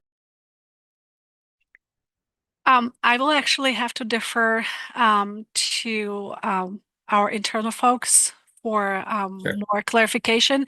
But I do, prior to doing that, I do want to say that we will have to really explore the concept of this mitigation fund before we decide which way this will go. But for instance, like what would be the funding levels? What would be the maintenance? Again, as Mr. Schelnitz has mentioned earlier, right now the process is to return the funds, whether it's over or under collection, to proceed pretty much in a short period of time, which what would happen if we are extending this fund? How long would it be? And some additional information, but I don't know if Mr. Daner is on the call that will be able to expand or Ms. Tabbitt's expand on Yeah, I'm the here. information. Oh, there. Here. Thank you. I think you captured it there too. It really just is how it's perceived to be set up and the timing that goes along with it, just from a mechanical perspective and accounting perspective. The preference would be just to keep it part of the general deferral mechanism that we have there, and at the discretion of the company in terms of how to manage those funds. It just keeps the flexibility there and able to access things more quickly. But there's just a lot of, after we see, and it's really depending on the levels, et cetera. Yep. So just really requesting at a minimum just more open dialogue, as if this consideration continues on, and to have some more back and forth and input into what is potentially, or what might potentially be established. And I would like to just thank you, Mr. Danner. And I would like to add that, again, this should be for any unforeseen circumstances. Like we had the war in Ukraine, for instance, right? This should not be just because the markets sway one way or the other. Because, again, the customers should really be able to obtain whether it's over or under collection, it should be reflective of the current situation. And so if the prices spike up like it did during the war in Ukraine and it doubles, then, we can look at the options, but it should not be on a traditional basis when we do the adjustment on an annual basis as we do right now. Thanks. Yeah, that's very helpful, and I think it might be a topic for some follow-up interrogatories for me to get a little more hash out some more of the details so that you can respond on what the sort of accounting mechanics would be. I just wanted to give Mr. Viglione a chance to chime in here. I know that you had comments regarding the use of that fund being black boxed and kind of sealed off from the use of anything else, any other expenditures. And yeah, just wondering, I know I don't want to get too deep into the weeds on the accounting treatment, but just if that might have stirred any thoughts based on those. No, I think it's our general point still kind of stands, and I'm not assuming that the EDCs would use those funds for something else, but it's just for transparency and ratepayer protection. We would want those funds to be walled off. And I would just echo, some of what UI said about we're not necessarily opposed to the fund, but I think, the levels and how we draw from it, the devil's in the details. I've talked to our CMEC consumer advocate to get a little context on how they treat it, which, I'm happy to kind of walk through what I learned, but I can also explore that in, the written comments if they come out. Sure, that sounds great. And yeah, I think this is kind of a similar question I'd pose to Mr. Annis, who will come to right after this. I didn't see the hand, apologies, but we just wanted you to expand on some of the equitability concerns that you had in the comments related to customers paying into a fund, but not necessarily seeing that benefit. So just if you have any other thoughts to expand on that. I'm sorry, was that to me or too, yes, that was deep? That was clear. As you can tell, I'm No, not very good at that being could have clear been with- me. It's been a long meeting. No, I think I don't have too much more to add. I understand that, in rate making and all of this, not everything is always perfectly equitable. So I think we just want to get as close as we can. So nothing more constructive really than that to add. Great. Go ahead, Mr. Annis. Yeah, I don't know sure where you're heading, but I guess I'm not sure we can explore other entities possibly holding funds if that's helpful. I don't know if the state can, or the Green Bank or some other entity to kind of to get rid of some of the carrying charges issues and that you asked in the comments, Pierre asked in the comments for how to deal with carrying charges. I wasn't sure if you were saving that for a later question, but we can explore. There's lots of avenues to explore here. I think as JR said, you know, devil's in the details, but these are details that are manageable and can be worked out once you get past the kind of high level bigger impact. Are we doing spot market prices? Are we using Millstone? Those are the bigger questions. And then once you make that decision, there's lots and lots of details, I'm sure, and we're overlooking plenty of them as we go through it. But we'll have to work through it as we get to it. But I want to make sure that we should think creatively. So if there are other options, and again, I don't, the state doing it's always complicated. But with the things that we can explore. I don't see anyone from the Green Bank. They are a party now. So those are ideas we should contemplate when it comes to like this mitigation fund, if we head down the path of the mitigation fund. Yeah, and I think that I know that's sort of a chicken or egg where it's hard to hash out the details before you decide if you are going to do something at all. But I think like the decision to do it does depend a little bit on what those details might be and the ability and just the level of comfort. So that I think that's the goal in asking some of these questions. And it's probably a topic for additional comments just because I know it's complicated. But Mr. Shellnitz, go ahead. Yes, I just wanted to add to the point that I think both of you, Mr. Annis and yourself, was making about if we go down this path, that an alternative path is something that was also, I think, suggested in the comments, whereby if there's extenuating circumstances, that we could certainly have a mid-period rate change. So that's something that we could also use as a tool to make sure that that volatility does not really build up as a result of large under recoveries or over recoveries. That was all I wanted to add. Thank you. Great. So I just have two more questions, and then we can kind of just open it up for any other points that we haven't covered yet. First is not to anyone in particular, but just wondering what types of analysis, again, I think this was in written comment 1, but just really an opportunity to discuss it in this group, the types of analysis that we might conduct to evaluate the success of any dynamic procurement, PPA procurement. I think just trying to brainstorm and figure out what types of work we could do to kind of have this set up as a framework for annual reviews to make sure that we are making informed decisions about whether to increase or decrease the percentage, since that it is part of the legislation.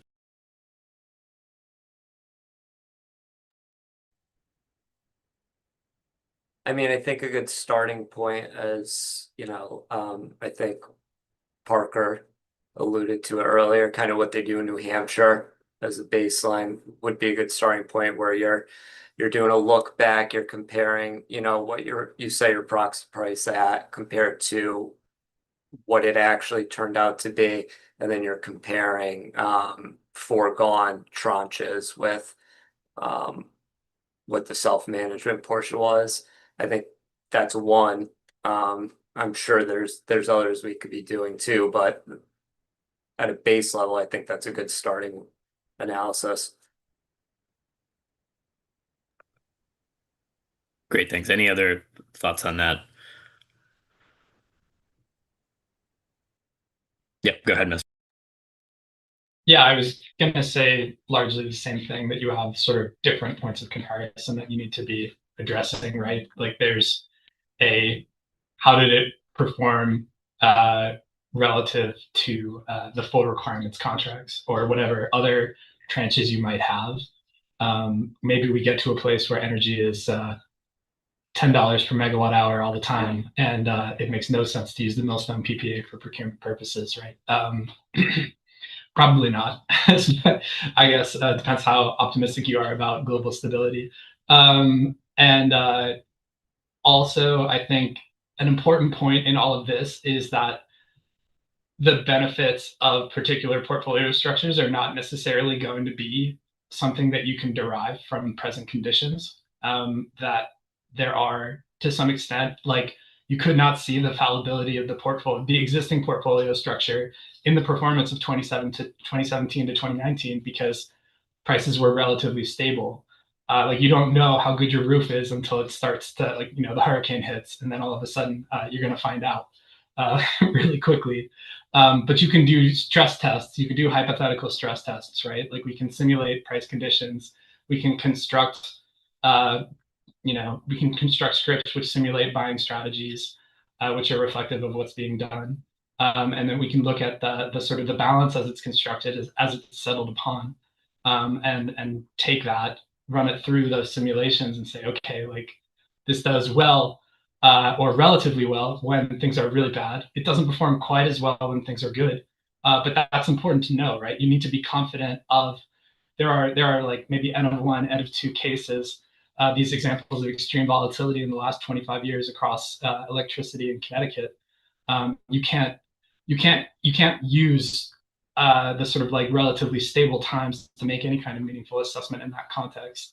And so it's important to be able to analyze both A, like, yes, is it working relative to what's going on right now, but also B, do we feel confident that it's going to hold up under conditions that we cannot necessarily, like we can predict in the sense that like we can be pretty confident that instability will return at some point, but which we can't look back retroactively and say like, okay, like how are we doing in the last year? What is that going to tell us about how we're going to do next time things really start to get messy?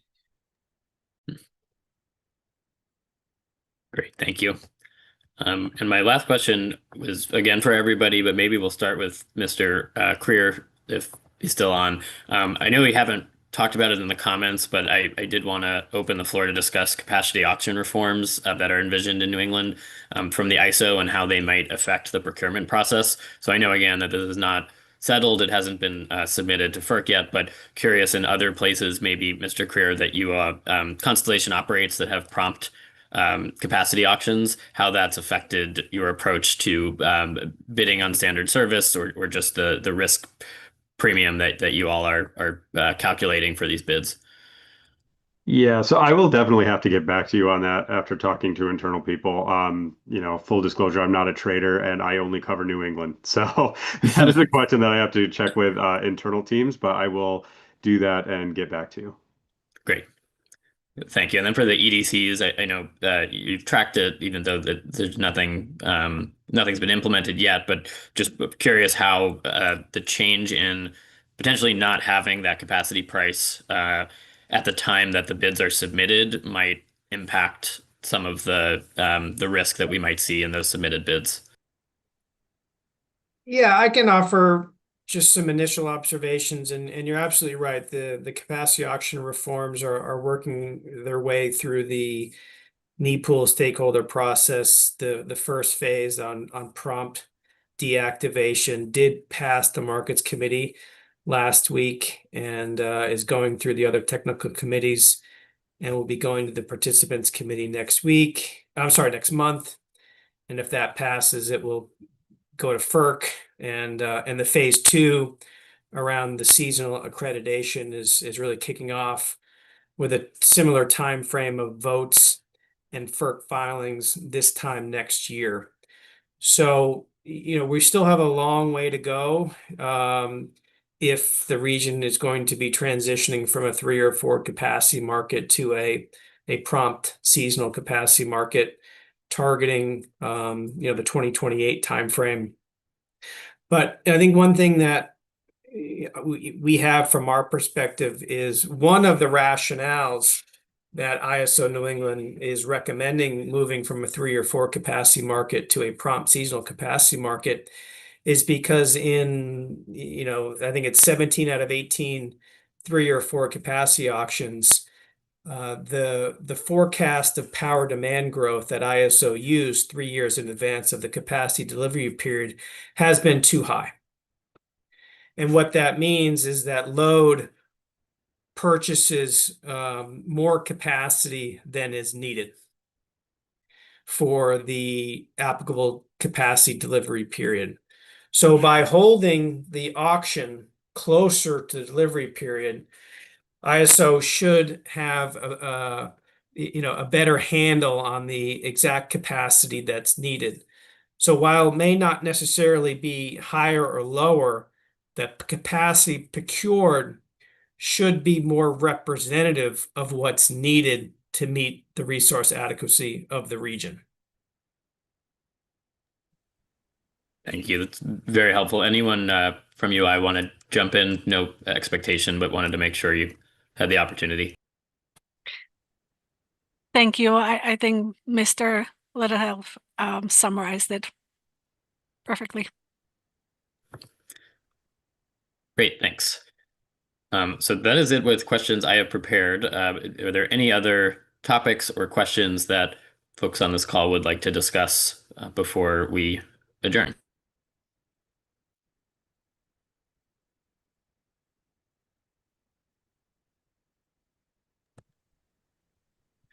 Give folks a couple more seconds again, just in case anyone's coming off mute or looking for the keyboard.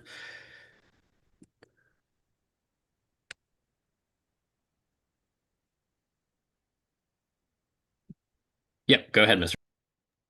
Yeah, I just have one last point to make. Earlier, I talked about the oversupply versus or overcollection versus undercollection in relation to the PPA or the usage of the PPA, and I think it's important to identify that they actually you sort of have distinct dynamics in play here, right? Like you have a proxy price that you develop for the spot market that if you set it and it's too high, you're overcollecting. If you set it and it's too low, it's undercollecting.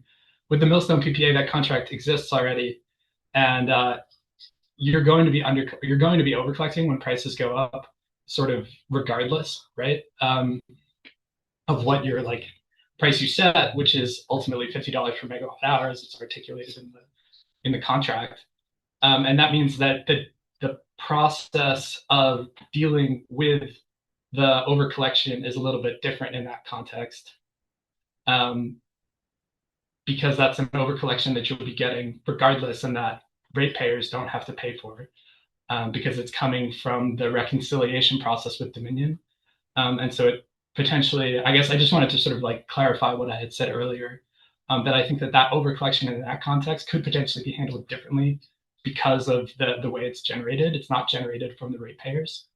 And so it could also then potentially be distributed to all of the ratepayers, which was the point that I was trying to make before that I'm not sure that I articulated properly. That's all. Thank you. Great.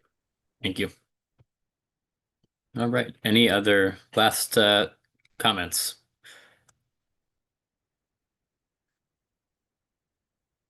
Okay, well, I'm not seeing any hands, so we have reached the end of today's agenda. I really appreciate everybody's participation in today's technical meeting and developing the record leading up to today, and I'd like to thank our presenters for their presentations. We'll invite everyone to sign up for alerts on the docket and stay tuned for additional updates. I think we'll definitely be issuing either or both additional written comment prompts and interrogatories before a draft is produced. And a big thanks to our case coordinator, Ms. Lubely, who certainly has the fastest hands pulling up slide decks on the Eastern Seaboard. So a big thank you to her. And we are adjourned for today. Thank you so much.